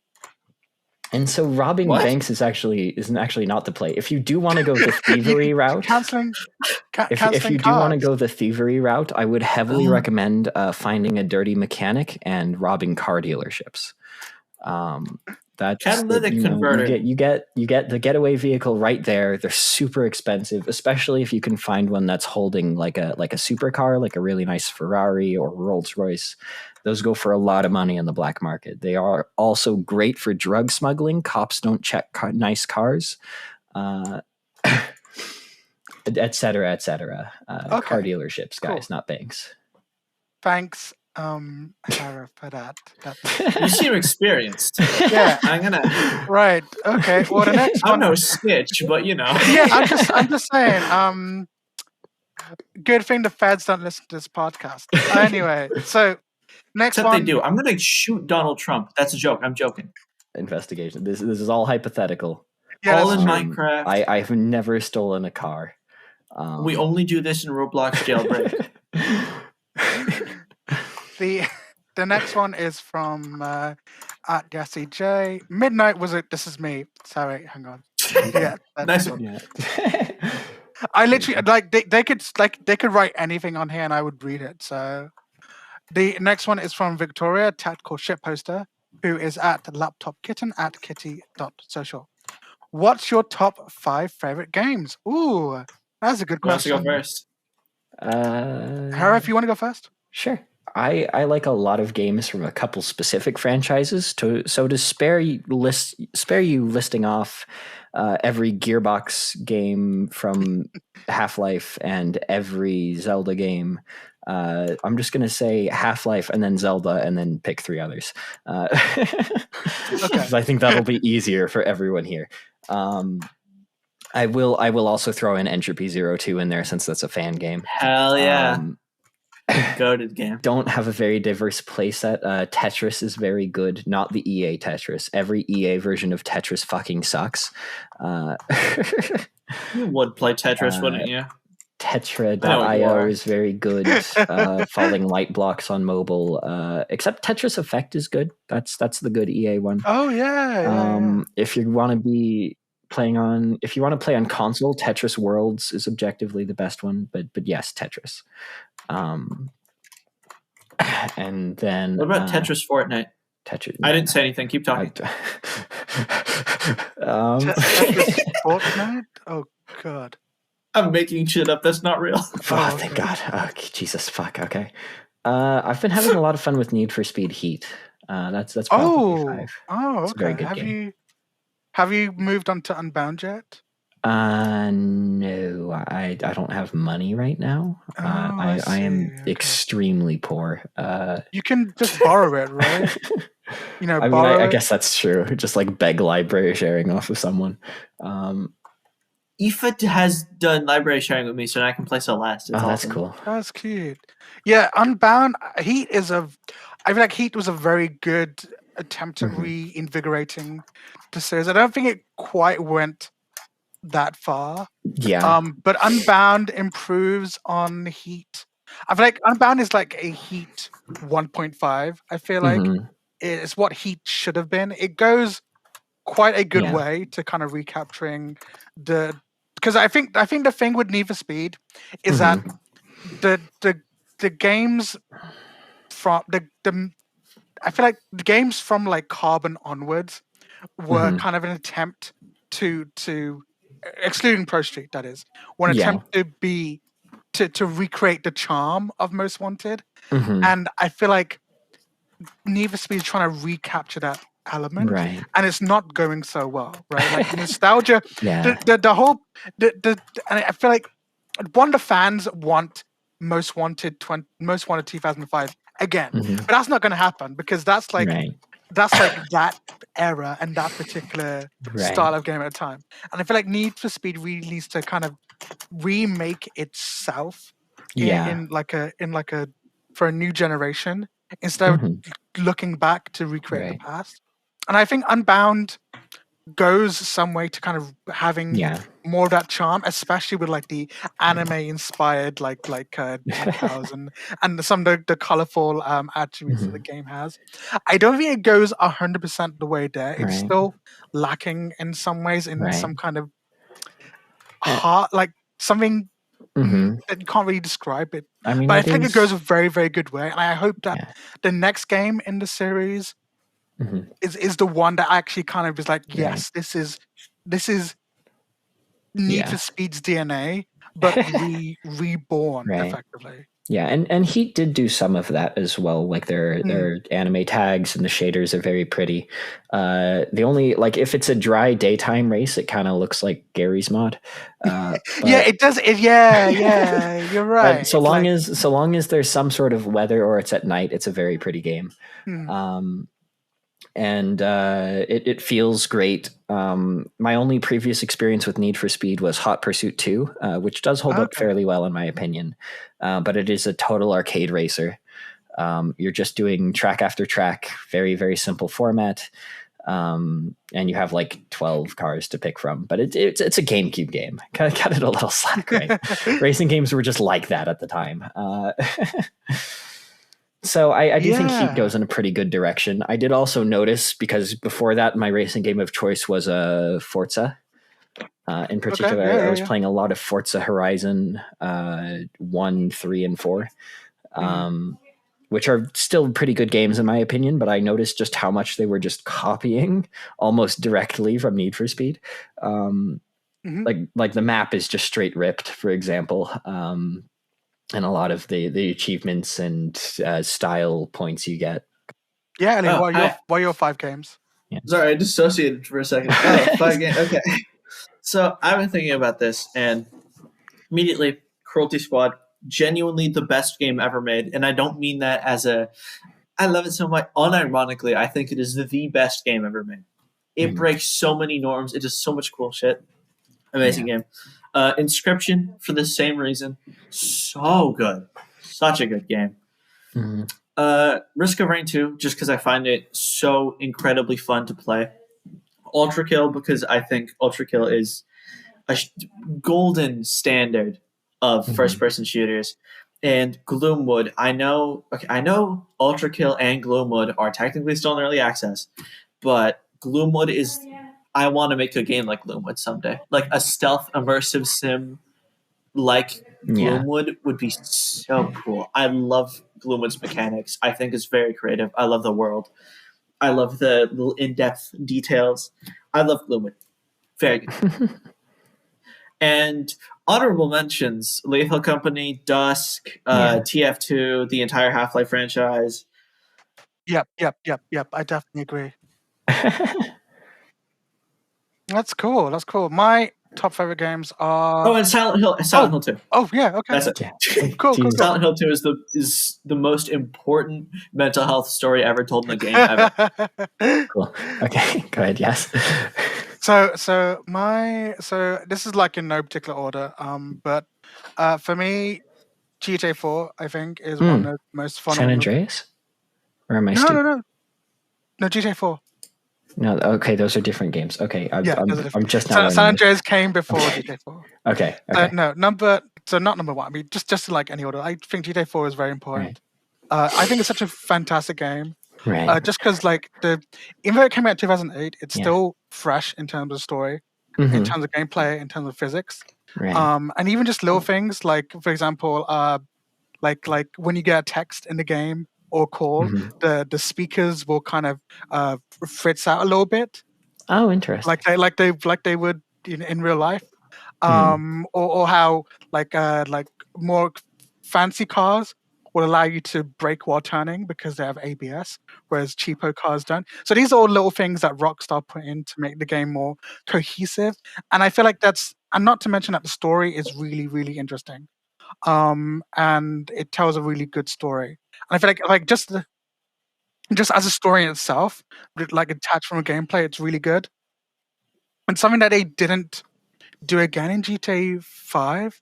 Like the story in GTA 5 the game is fine, but like my call is a kind of woe is me crybaby. Trevor is like woe is me. Woe is me. Whoa. Trevor's an unrepentant psychopath, and Franklin is just kind of fine, I guess. But like, there's nothing really kind of like keeping me interested in these characters. Whereas Gotcha. Nico Bellic from GTA 4 and CJ from San Andreas, of course, are interesting characters in their own right with their own like story to tell. They have nuance and backstory. Nuance, and yeah. Whereas you can swap out Michael with any like you could swap him out the Chainsmokers and it wouldn't really change much story. So yeah, GTA 5 on that one, and then I think Spiritfarer is another one that I really enjoyed playing. One of those games that has really kind of changed me as a person. Mm-hmm. It's change you. it's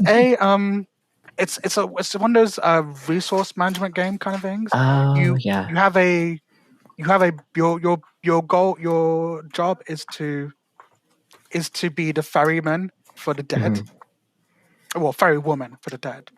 And so your job is to ferry day. Yeah. And so you gotta grow food on the ship, you gotta pilot the ship, you gotta catch fish, cook food that your guests will like. Kind of like Raft? No, not particularly that complex, but it's more like you have your ship and you gotta make sure to cater to the needs of your guests. So kind of like Fallout Shelter. Yeah, I guess kind of like that, but it's essentially a resource management game, but a lot more simplified.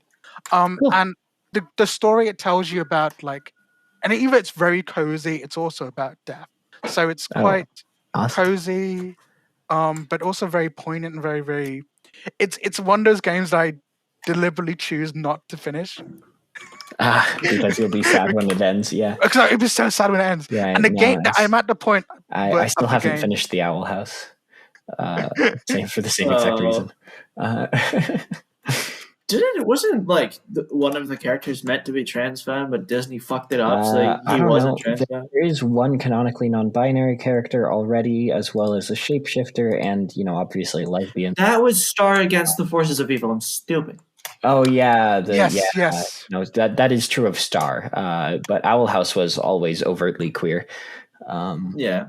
Shout out. Which is also why it got canceled, because Disney is a bunch of bitches.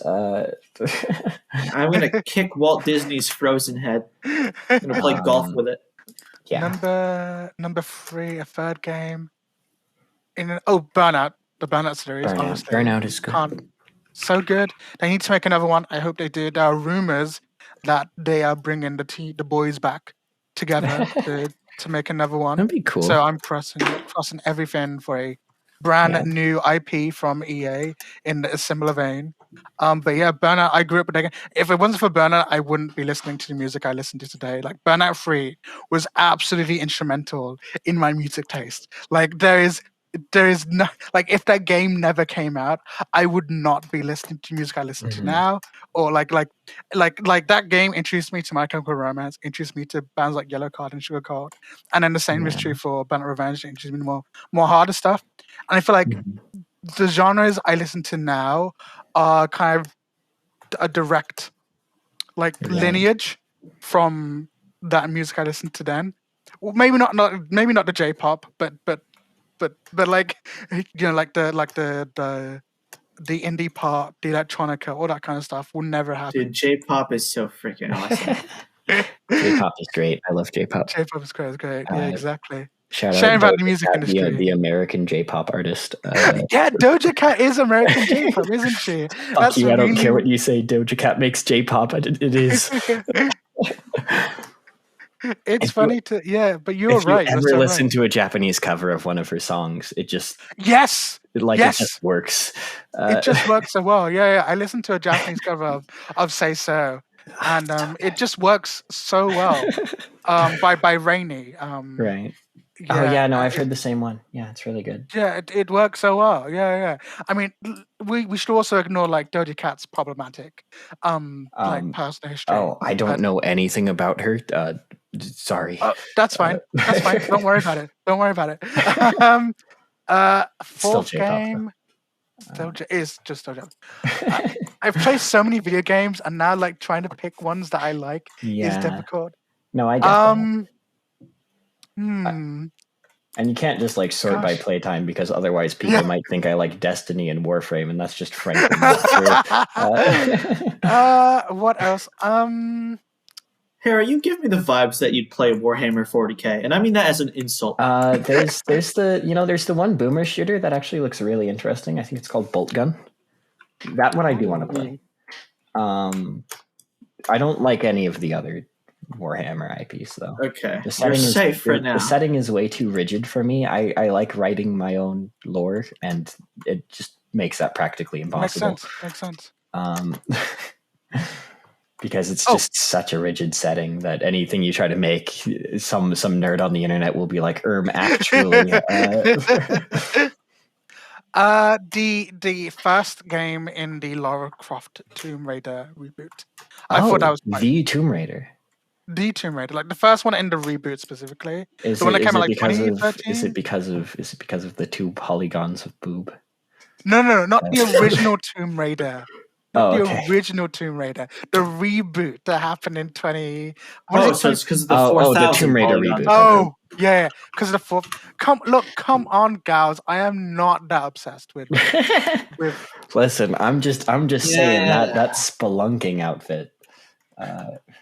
Look, was not made for spelunking at all. Actually. Look, what I post, bad, you'd get sand everywhere and like scraped up. And look, what I post in response to the drawn imagery of women online is true. Yeah. Look, all I'll say is Leon Kennedy better. Simply, Leon. And just because I enjoyed the gameplay of the reboot, and also I do find it funny how at the beginning of the game, like Lara Croft is like a no-name like archaeologist, and then by the end of the game, the bad guys will like cower in fear at her presence, which is what should happen anytime a woman is in presence, really. I do really like that schema of like going from like a nobody that nobody gives a shit about to like a local legend. Again, Half-Life favorite franchise. Gordon Freeman is just some guy in his 20s. He's not even a particularly impressive scientist. He couldn't even get a degree in real physics. First test he did nuked the fucking world, by the way. So and then by the end of the game, like you have the entire fucking military actively running away from you, which is pretty cool. Freeman. I think it's not particularly sensical. It's not very cohesive. Why Gordon can do this, or like how he's survived this long. Most of the fan theories involve G-man fuckery. Which, probably. I mean, he's just a dude with a crowbar. Does he count as a fail girl?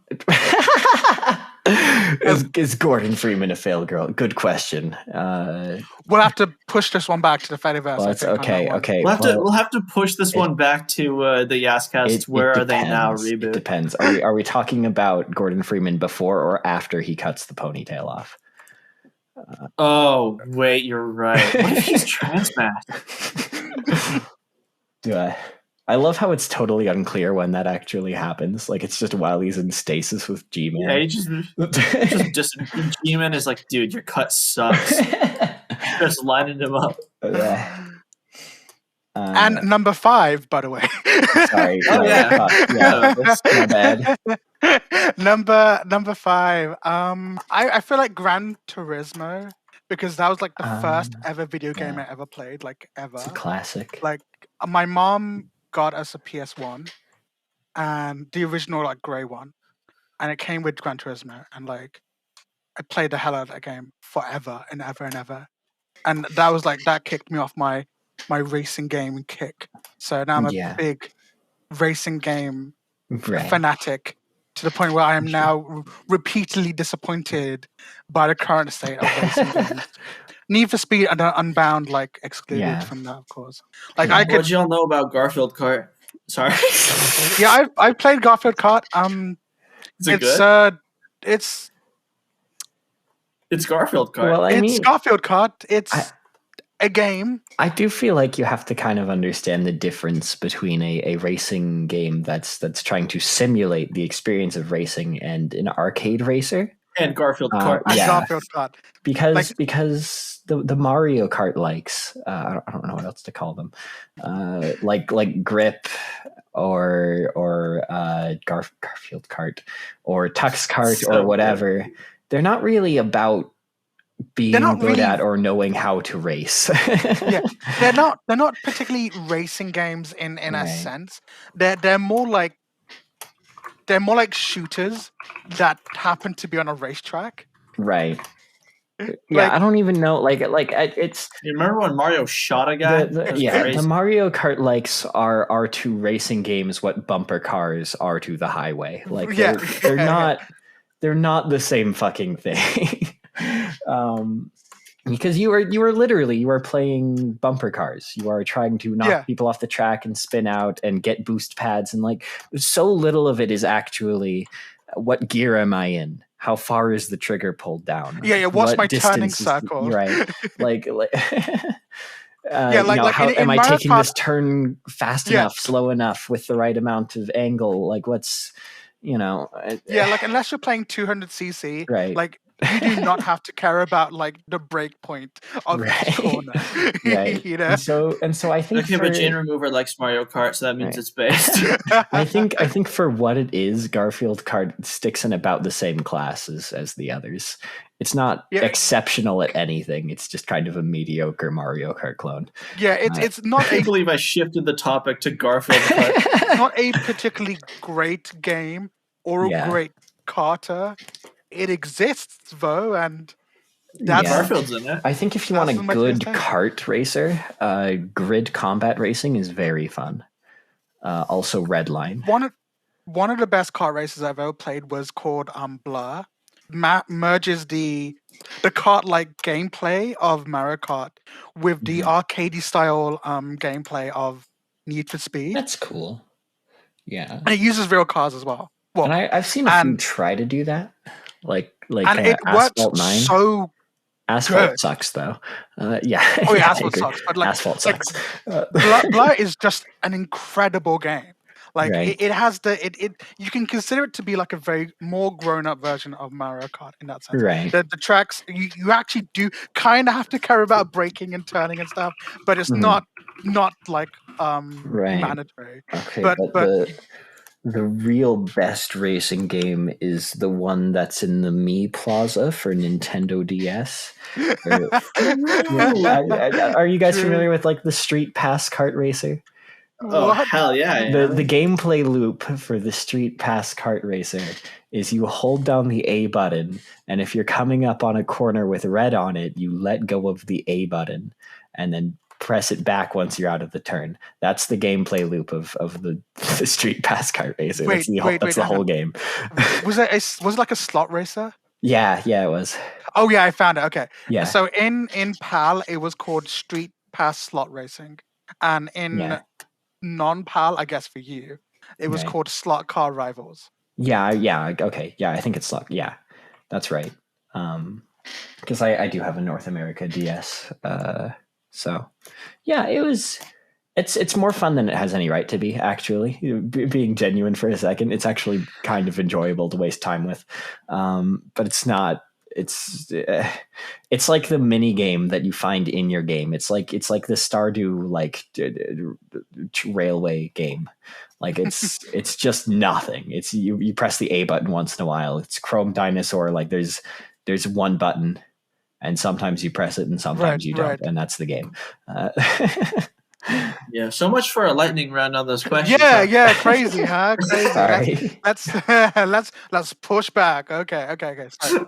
The next question is from Kuriko, who is at kuriko@tech.o2bt, who, by the way, is one of the very few people who has seen me in real life. Ooh, the lore. The lore expands. They know how many hands I have. Well, there's 2 questions here. There's 2 questions. I think both are good. We'll do both. Which incites most fear? A Yaseen sphere, a Yaseen cube, or a Yaseen tetrahedron? Dude, a Yaseen isosceles triangle is fucking horrifying.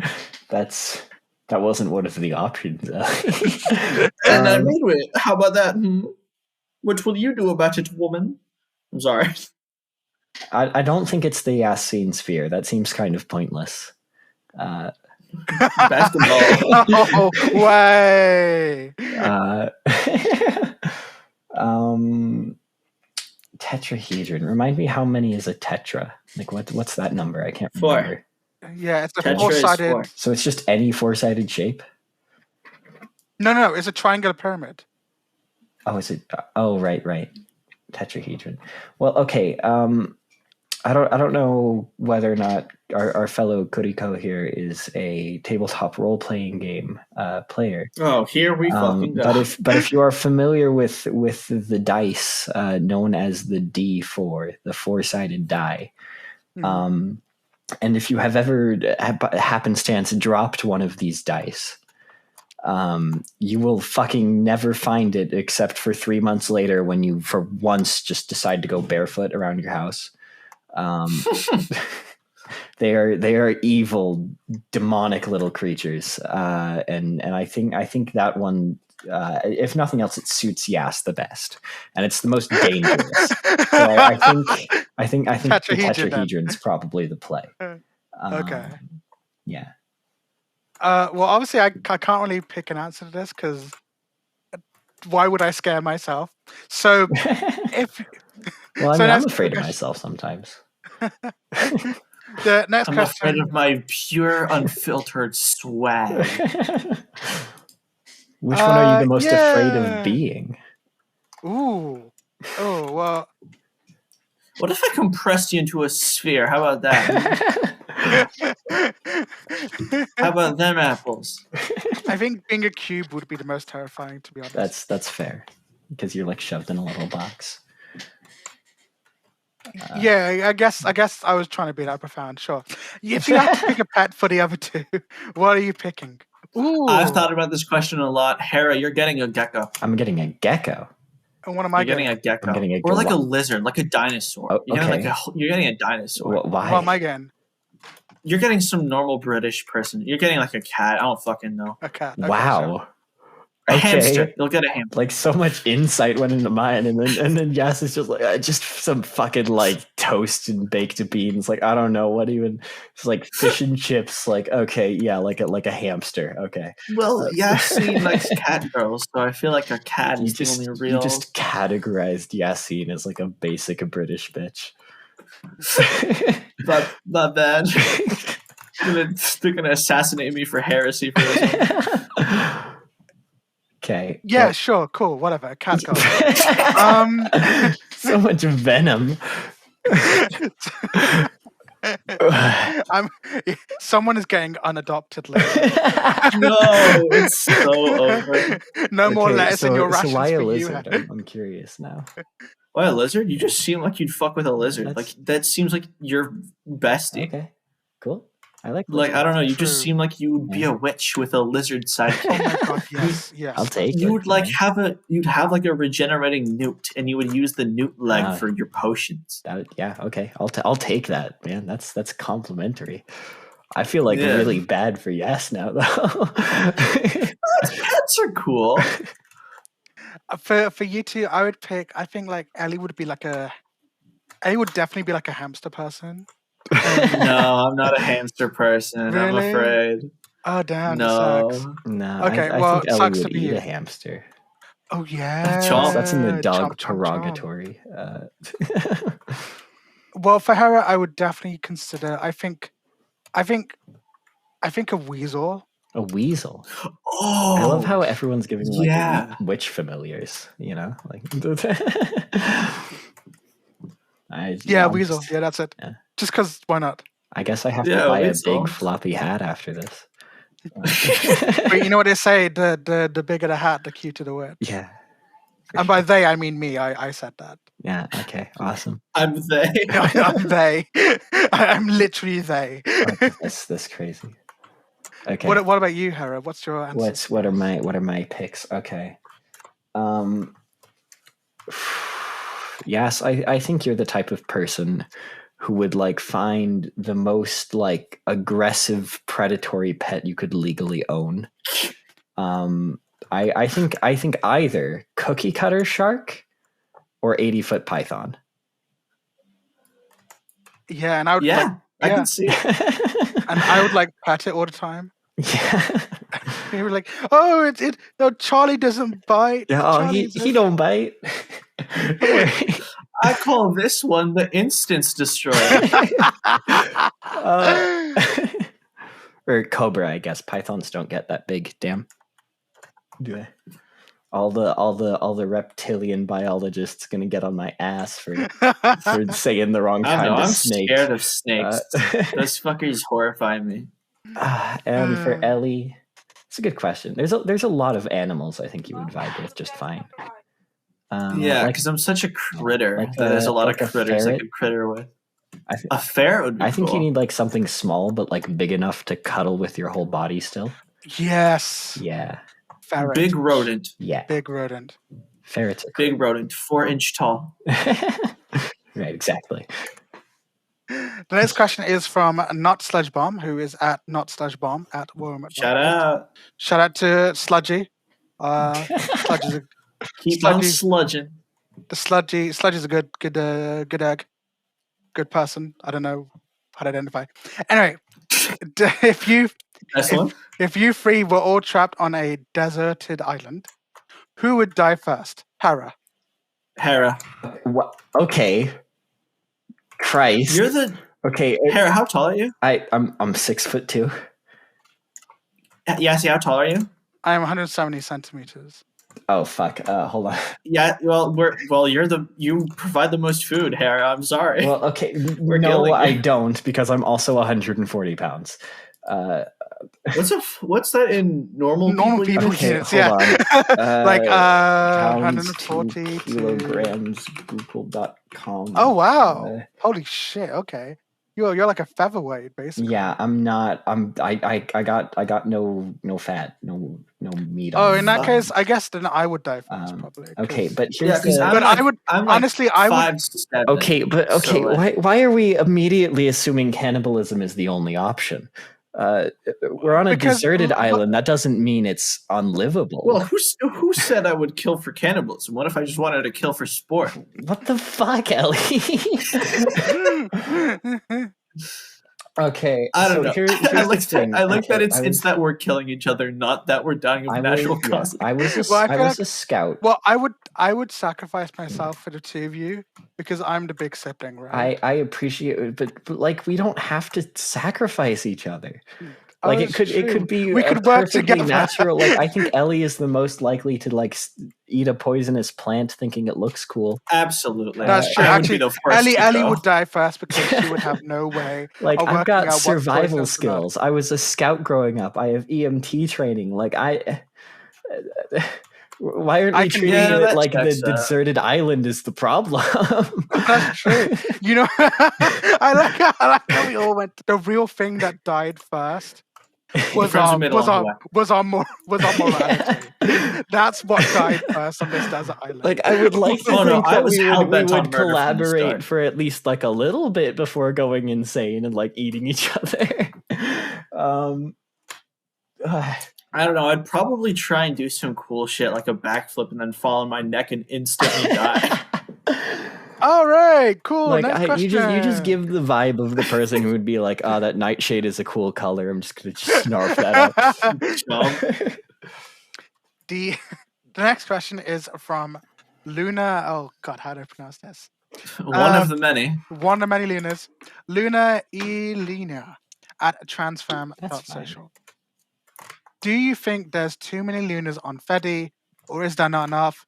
Also, I'm curious to see how you pronounce my name. Okay, well, I already tried doing that. Yeah. Well, that's all done. Should we all try? See how long we can get.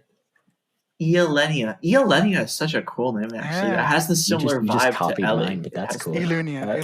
Yeah. I've copied my fucking speaking mannerisms from you. Do you think there's too many Lunas on Fedi, or is there not enough? Too many. I mean, I have how many? I'm just gonna check how many Luna pat emojis I have. Let me just check. Luna 1, 2, 3, 4. Wait, I can just search. In reality, we're all kind of Luna. 1, 2, 3, 4, 5, 6, 7, 8, 9, 10. So I have 10 Lunas as pet emojis. I stopped counting. So I think that there is too many Lunas on Fetty, but there's also too many Lunas in real life as well. I mean, like I've known like at least 3 women called Luna in real life, and none of them were trans, by the way. Oh, it is a interesting. common name. It is a common name with like. I guess that's true of like Autumn and stuff too.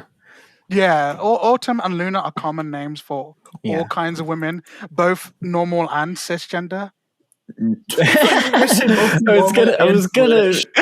I was about to like correct you, and then I heard you. Oh my god, I love that. I swear to God, I thought you were gonna say both normal and British. Okay. Personally, so I well, there's only one moon. But that said, in a lot of mythology, particularly non-Western mythology and religion, it was believed that each phase of the moon, as well as each different coloration of the moon, was its own individual moon and had its own stories and life to it. It did different things. It was a moon for different reasons. And I actually, science aside, because science is boring anyway, I think that's a much cooler interpretation. I quite like having a lot of Lunas. So I think it's nice. I think it's okay that there's a lot of duplicates. Because they're each their own little phase of the moon. They're each a little special, different Luna. Now, after Hera's very nice and poetic answer, I'm here to say I'm going to recruit all of them and send them to the lithium mine. True. Wow, it couldn't have even been like salt or like something like. No, it has to be lithium. Lithium. Well, lithium is the new chemical that we all need these days. So I mean, need to drink lithium. That is true. It's battery acid. It's literally battery acid, but that is true. Yeah. So the next question is from a silly guy who is at tech.lgbt.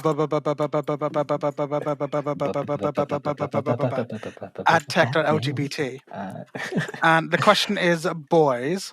My answer is basically yes. I mean, yes. I mean, we all know my answer. We all know your answer.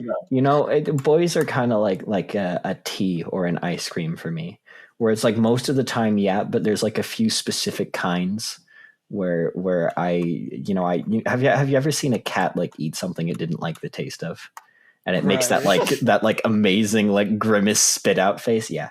Oh no. So boys are. You know my answer to this one. Boys are yes 90% of the time. Yeah, I'm not a boy fan. Sorry, fellas. Yeah, that's it. But I mean, if I was, I mean, but as the Yas friends have said that if I was into boys, there wouldn't be enough left for the rest of you.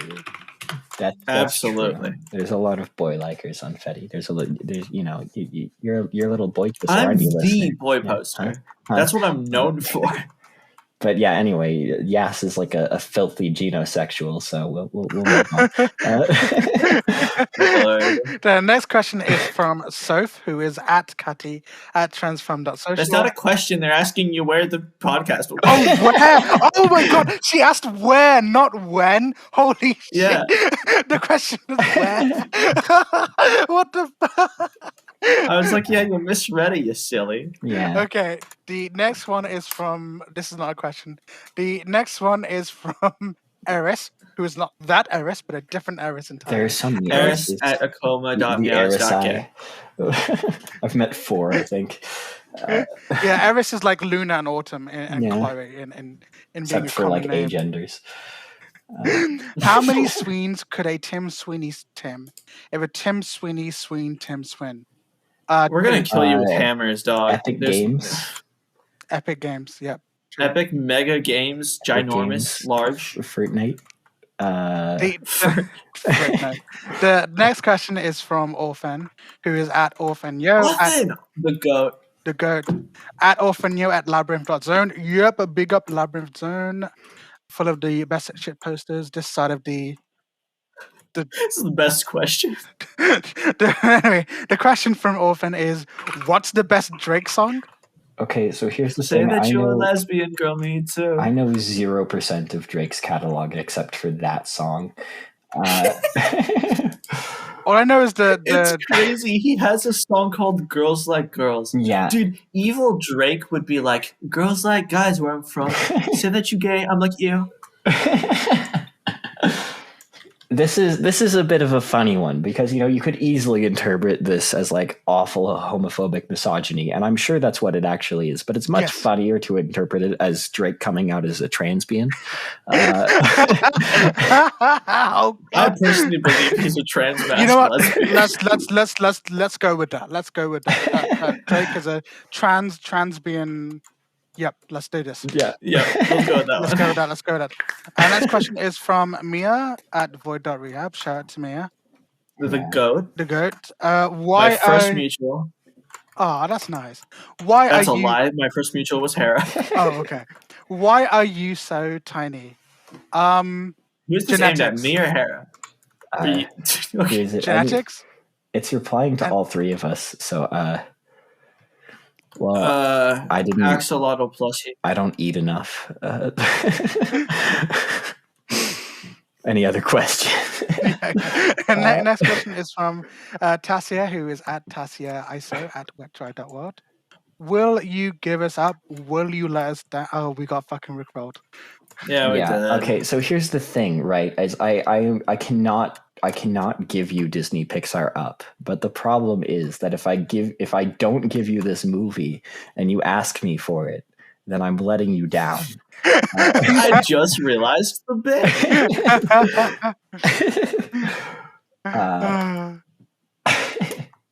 Next question. Yeah. Definitely moving on. Next question is from Kois, who is at Kois at Translimit.academy, who is a sister site of Labyrinth.zone. How does Ellie feel about the popularity of the Heaven.gift post? And also, when is the next Yascast order stream? Good questions. That post is fucking nothing compared to some other. That has like 200 favorites right now. My biggest post was the My Fetty timeline be like, and it's like oh yeah, all at pause.gay, and it's like ow, and then it's like John at mastodon.social. Hello. Yes, yeah. That was a good post. That's sitting at 700 favorites. Oh shit, that's crazy. Yeah, the best post I ever did has like 2K faves, I think. Lord. Yeah, like honestly, my notifications are like a mess, like 24/7. So I really like it is kind of crazy that even after a year after like the move from the Twitter Exodus, the original one, like none of the Fetty software have come up with any reasonable way to actually deal with notifications properly. Yeah, like collapsing them. Yeah. Or like bunching them together or any shit like that. Like there are third-party apps for Mastodon that do that, but Mastodon doesn't, and Acoma doesn't, and I'm not sure if the keys do either. But like they all suck at notifications for some reason, and I don't know why. It is just baffling how absolutely dog shit notifications are, no matter what Fetty software you use. Dog shit. Yeah. I will say, people overestimate how hard it is to get a banger post on Reddit. You just got to post something funny that's tech related. Yeah. Everyone will love it. Yeah, that's just how it goes. I completely forgot what's my most boosted post because honestly, I just remember that it was like a dumb shit post that I made at like 3 a.m. and didn't even remember the next day until I had like a million notifications for it. Oh my god! Yeah. And if I'm remembering correctly, it was a screenshot from a one topic video of a Twitter screenshot. Awesome. And I don't even remember what the joke was. So it's getting like Fetty famous is a total crapshoot. Just like honestly, just interact with a lot of people, post bullshit. Eventually, people will notice you exist. Yeah, and then they'll make call out posts about you. Which is And, yeah, if I was on the Fetty block, what would I be on the Fetty block for? associating with me, of course. I love how you talked about the Fetty block like it's like a chopping block, like you're gonna. Yeah, it's the assassination the Fetty block where we they brandish their axes and that is kind of how it works. Yeah, right. Remember the Skyrim intro? I love the concept of community moderation. Right, it's great. Yep. It's so cool that we're able to commune and to collectively decide as almost like an organism what we do and don't want in our communities. I think that's all very cool. The problem is that just like literally anyone can just make a Fetty block post and it gets like 100 boosts like immediately. Yeah. I mean, even if there's no evidence and it's just total hearsay. I mean, this week we already had someone being Fetty blocked because they use Arch Linux. Yeah, no, I've seen so many people get like brigaded for like doing something someone else mildly disliked once. I've unironically seen a Fetty block post where someone was Fetty blocked for not adding alt text. Yeah, and like alt text is great. You should add alt text if you have the time and mental capacity. Please make image descriptions, but also at the same time. Not making alt text has been the standard for everyone on the internet for decades. You cannot immediately expect every single new user to acclimate to that.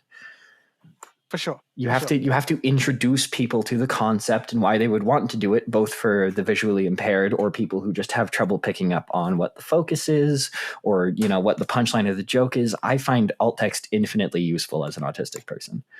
For sure. I also find it really I find it really fun to write because I remember one time I posted an image of the stupid fucking dog from Teletubbies and the text in the post in the post was the stupid fucking dog from Teletubbies. And the alt text was the stupid fucking dog from Teletubbies. And someone posted a screenshot of that and it got like 50 favorites. Right. Because that's the thing, right? Is you can sneak little jokes in there and stuff and find out who's actually reading it. And a lot of the time it makes people start reading the alt text, which makes them have a more engaged viewing experience with the thing you posted, which is good. It means they understand why you posted this and what it is better, which is an objectively good thing for anything you post. Just don't expect people to start out that way. A lot of people also struggle aptly to start describing images, and there's a lot of situations in which someone can't or won't add alt text, or at least good alt text, for very, very decent reasons. I mean, the anarchist accounts are notorious for not adding alt text, which I find very, very amusing. There's a sort of irony to it. Anarchy especially is super guilty of this. My least favorite one is this anarchist bot that adds alt text. However, in the alt text isn't actually a description of the item. It is hashtags. Yeah. Oh, yucky. Yeah, I've seen this a few times. Image repost bots will do a very similar thing. Well, they'll just post all of the fucking tags from the brewer they got it from, which is horrendous. Unreadable alt text is worse than no alt text. Yeah. Because if you set a screen reader in front of one of those, I've done this. It doesn't describe the image to you. You have no idea what's in it still. You just get this barrage Two girls kissing. Right.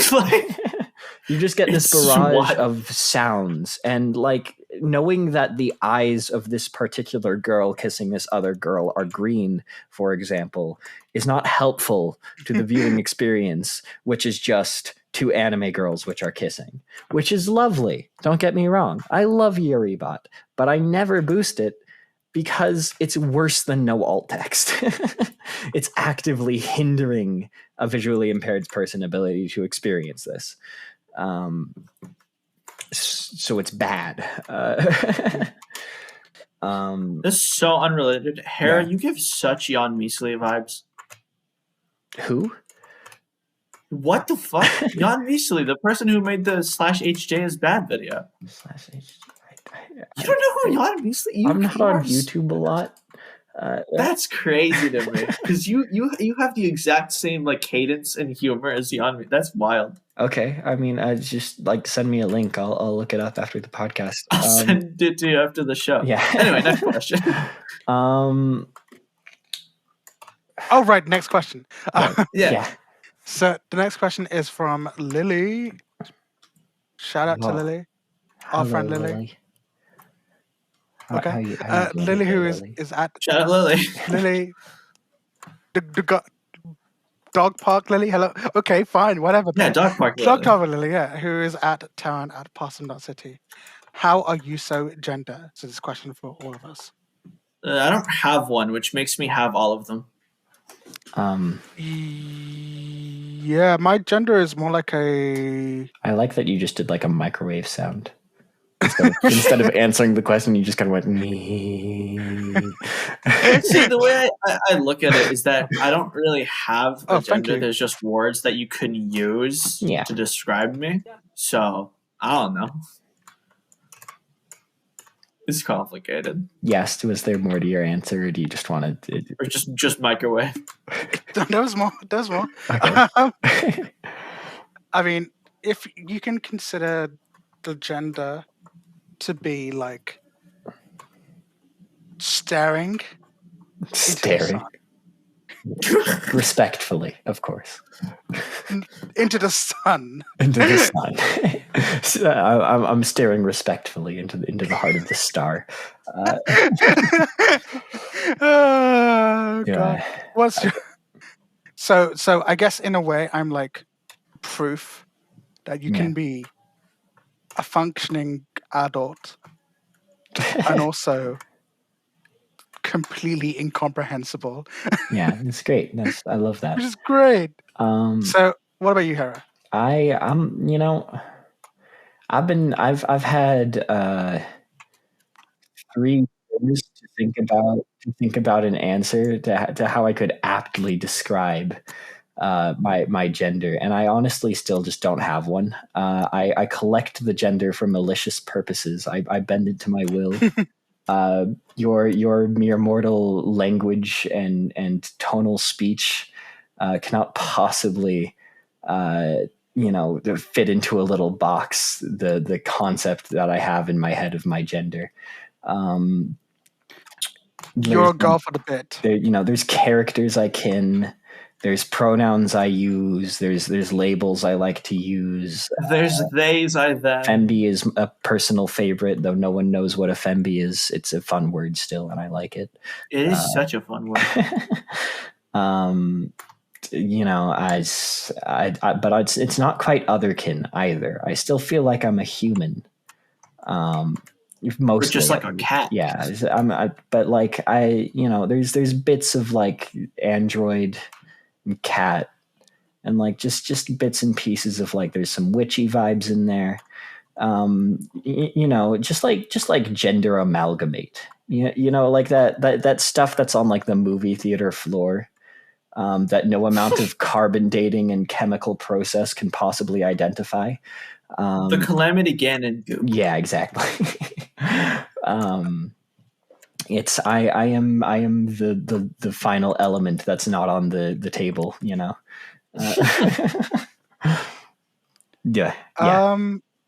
Sure. Okay. Cool. Next question.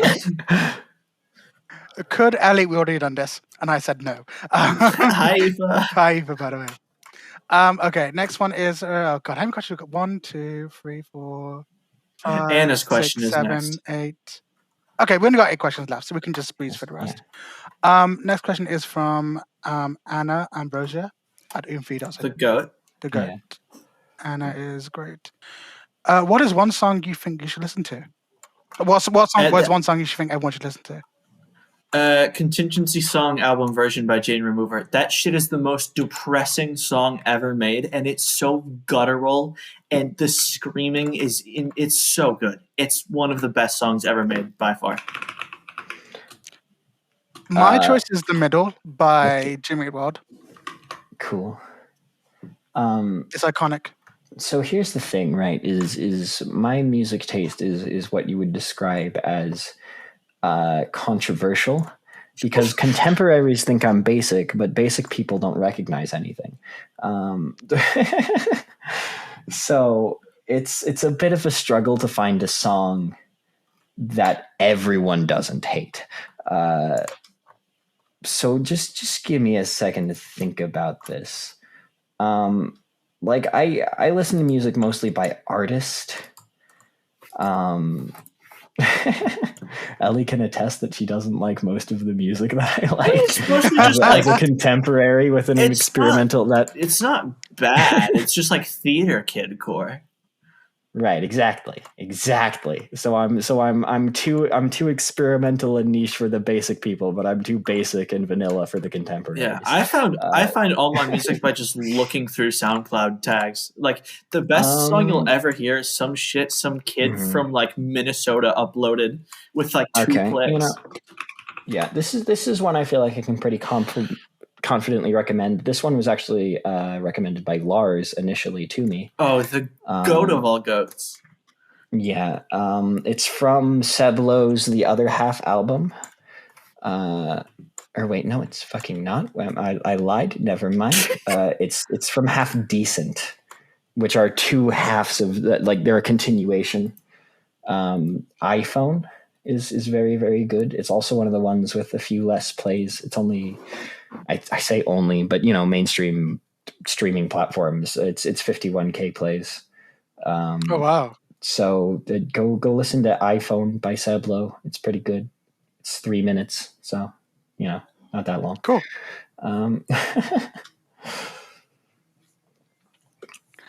Next question. Yeah. Next question is from at Katsina's that club. What would you do if a zombie apocalypse happened?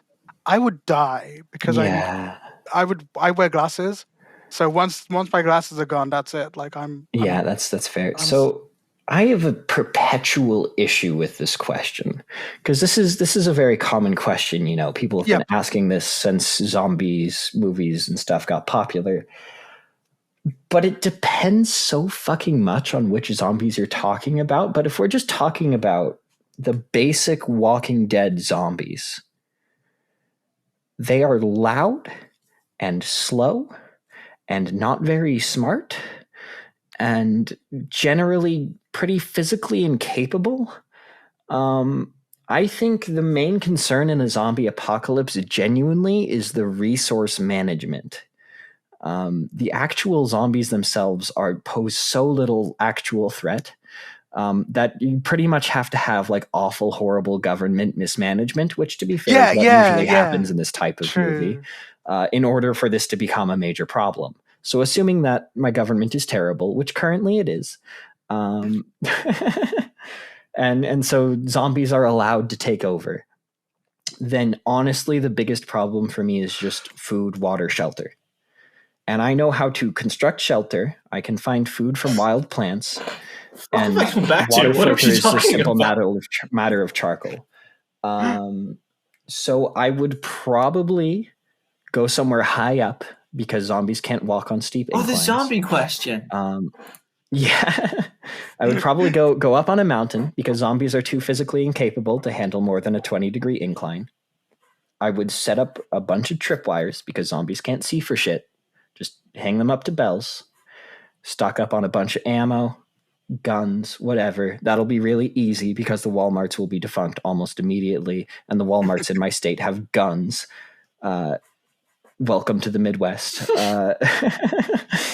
And then I just start a farm. And, I gather whatever survivors I can, and we make our gay little forest commune too high up for the zombies to walk. Yeah, I mean, in that case, like, I feel like the military would probably, like, kill all the zombies. Like, can you imagine, like, this is a threat that has no moral implications if you, like, gun them down? It's literally just a corpse. Like, you can do fucking anything. They can't do shit. There are like takes of zombies where it's recoverable, but they're not the most common. I feel like the coolest takes of zombies are zombies that are like not necessarily zombies, but they get an illness that just they're still human, but they just get really angry and they want to kill. Because then they can like run and shoot guns and shit. Which usually play off of like rabies type diseases, parasitic in nature. But that disease, fucking everyone doesn't shut up about. And those zombies, the zombies that can run and climb and shoot guns, I'm fucked. Yeah, it's over. I'm so eternally screwed. I'm gonna find a bomb shelter and 3 months worth of food, and once that food is out, I'm done. It's Jover. 60 seconds type beat. I would not survive a zombie apocalypse where the zombies are just people who are really angry. See, if there was a zombie apocalypse, I would want it to be like the cordyceps from The Last of Us, because then I could be Ellie Last of Us, and it would be real. Right. I don't know. If there was a zombie apocalypse, I think I'd just like cry. Yeah, I think like the coolest takes on zombie apocalypses for me are like cyber psychosis type deals, or like parasitic viruses that, things that can be like reasoned with or changed. Mostly just because I think having friendly zombies is cool. Yeah. You marry a zombie. There's a movie about that. Holy shit. Called Warm Bodies. It sucks. Yeah. It's an awful, horrible rom-com B-movie, but it's so funny. Shout out Warm Bodies. Shout out. Do not spend your money. Go watch it on like solarmovie.p, some piracy site. Don't waste your time. The next question is from Lucretia at Final.10, Demon Queen. Lucretia, what are your thoughts on this episode's sponsor, NordVPN? I am in their basement. Please fucking help. There's no food left.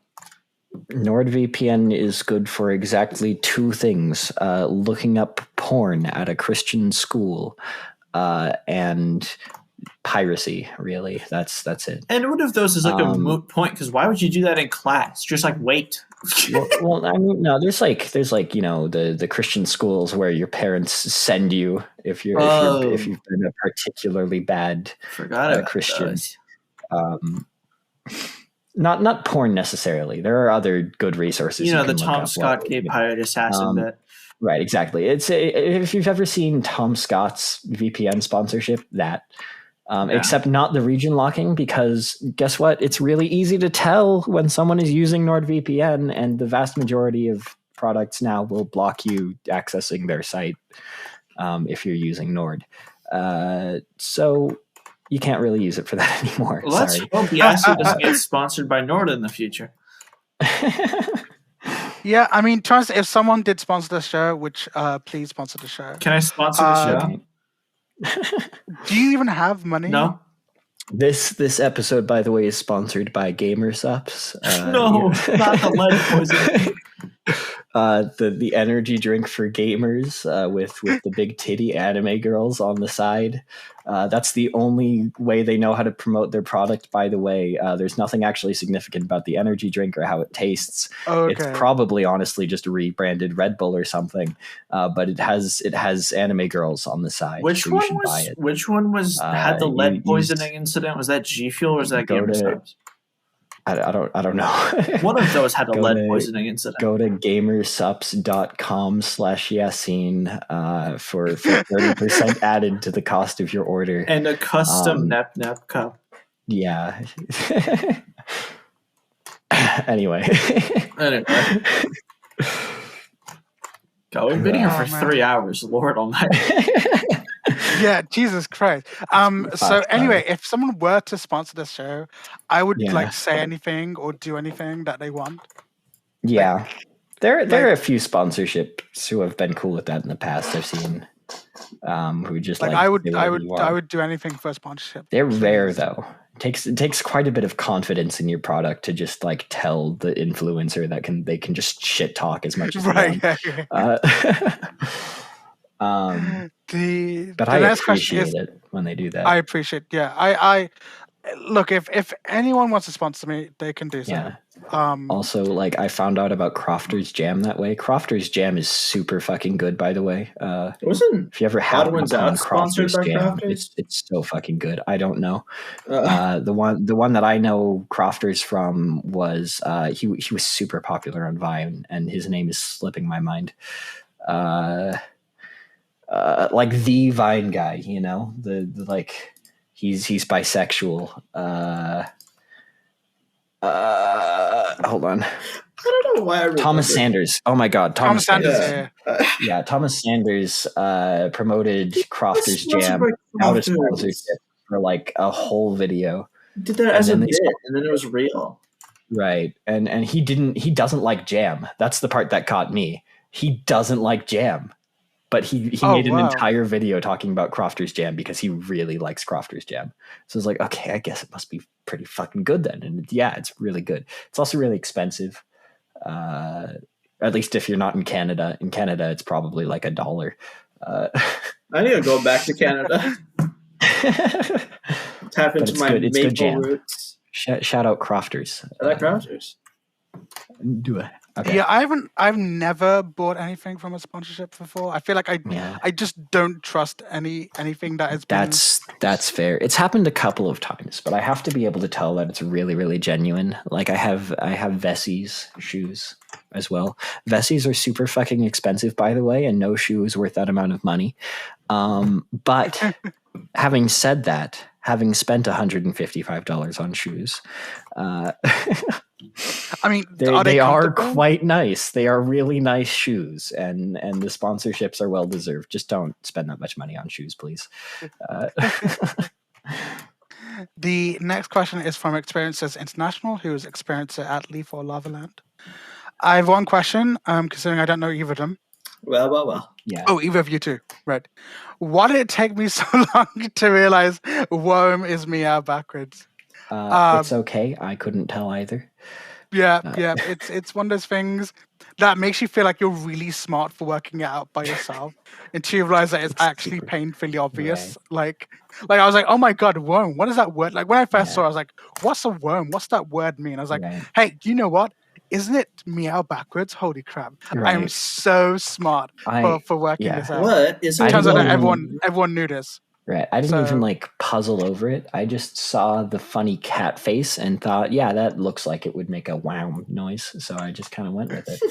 And I just didn't even process that until someone else made a post going like, wait, Woem is meow spelled backwards. And I was like, wait, fuck, yeah, I'm an idiot.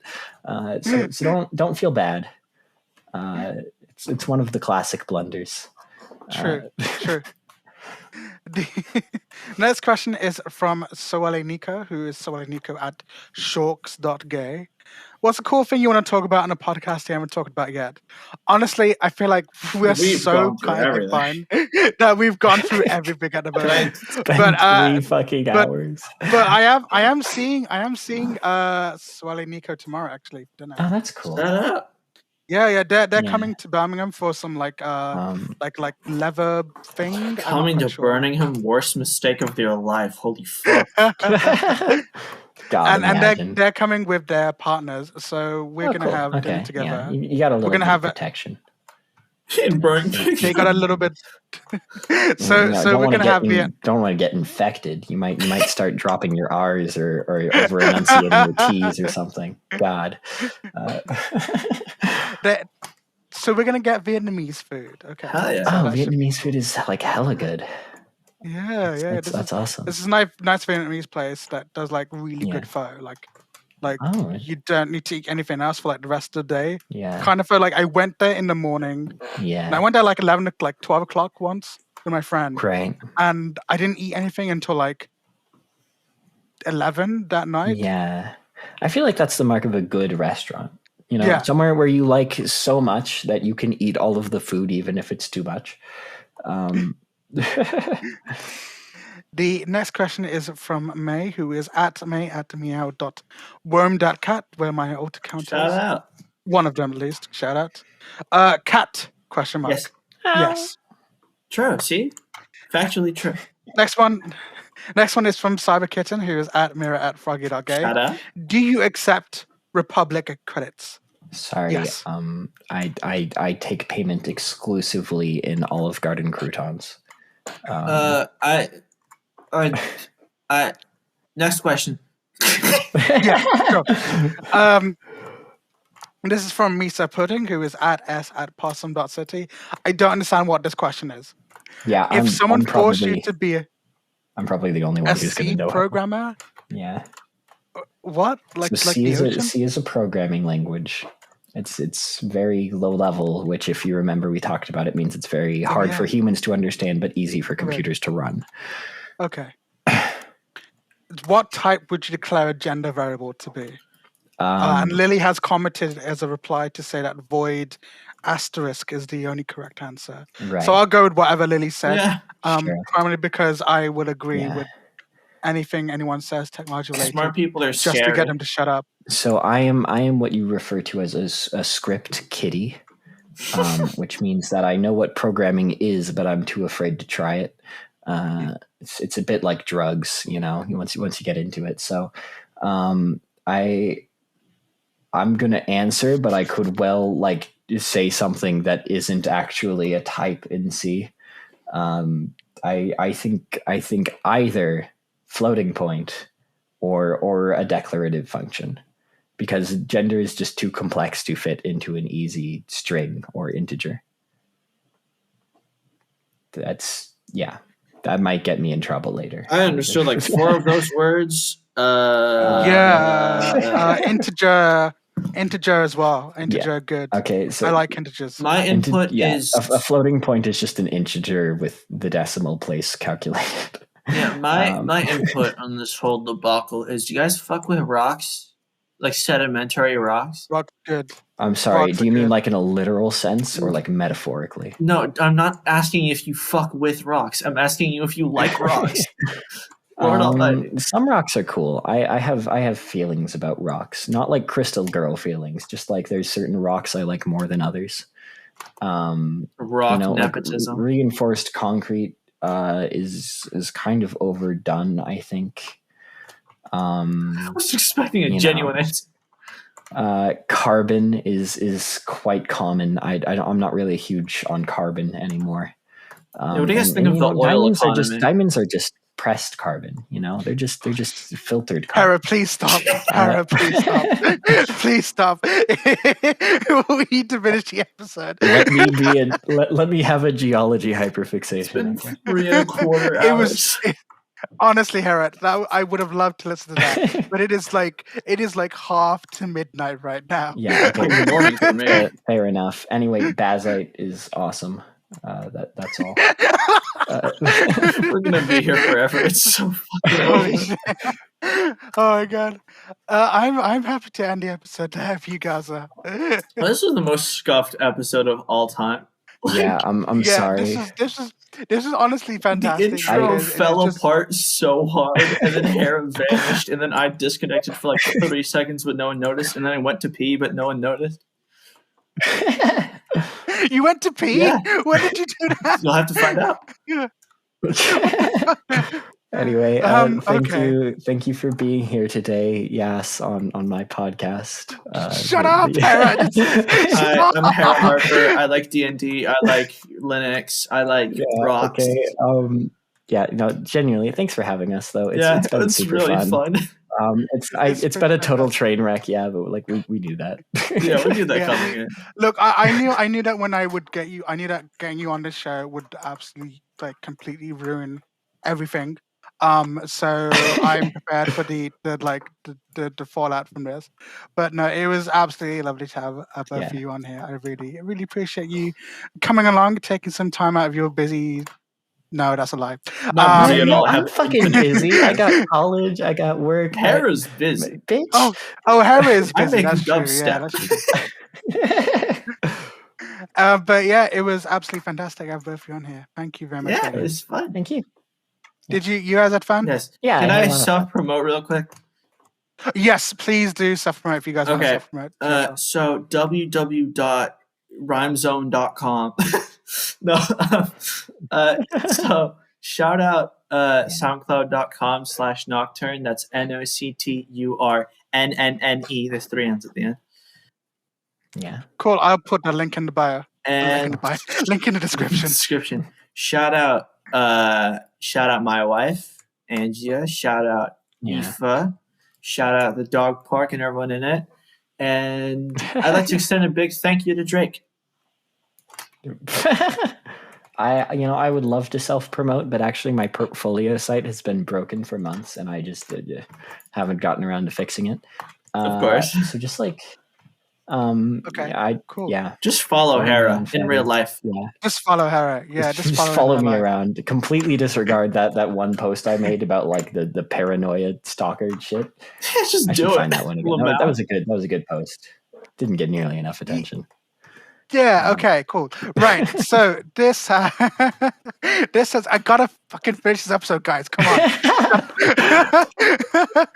This has been. Okay. Yeah. This has been the Yascast. This has been.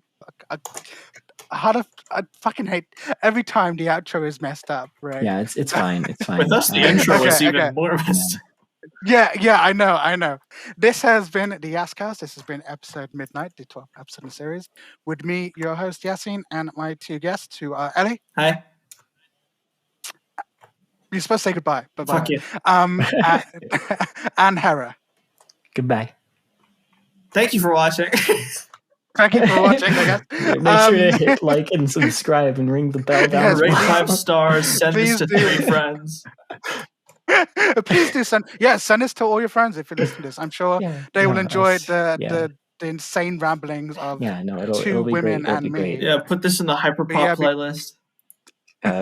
Feeling bored, listen to a 3.5 hour podcast. Surely you will not regret listening to a 3.5 hour podcast. But yeah, by the way, if you are listening to this episode and you are on YouTube, please do note that episode 1, which is the third episode, has been taken down because of COVID misinformation. This is because Matty said that 5G turns you gay, which apparently was enough. Which apparently was enough for YouTube to take it down. That was tagged as COVID misinformation. Yeah. So you mentioned COVID, and then 5G came along, and then apparently Matty saying 5G turns you gay was enough for YouTube to automatically take down the episode. So if you listen to this on YouTube Music or YouTube itself, that episode doesn't exist. You're gonna have to find it out some other way. Anyway.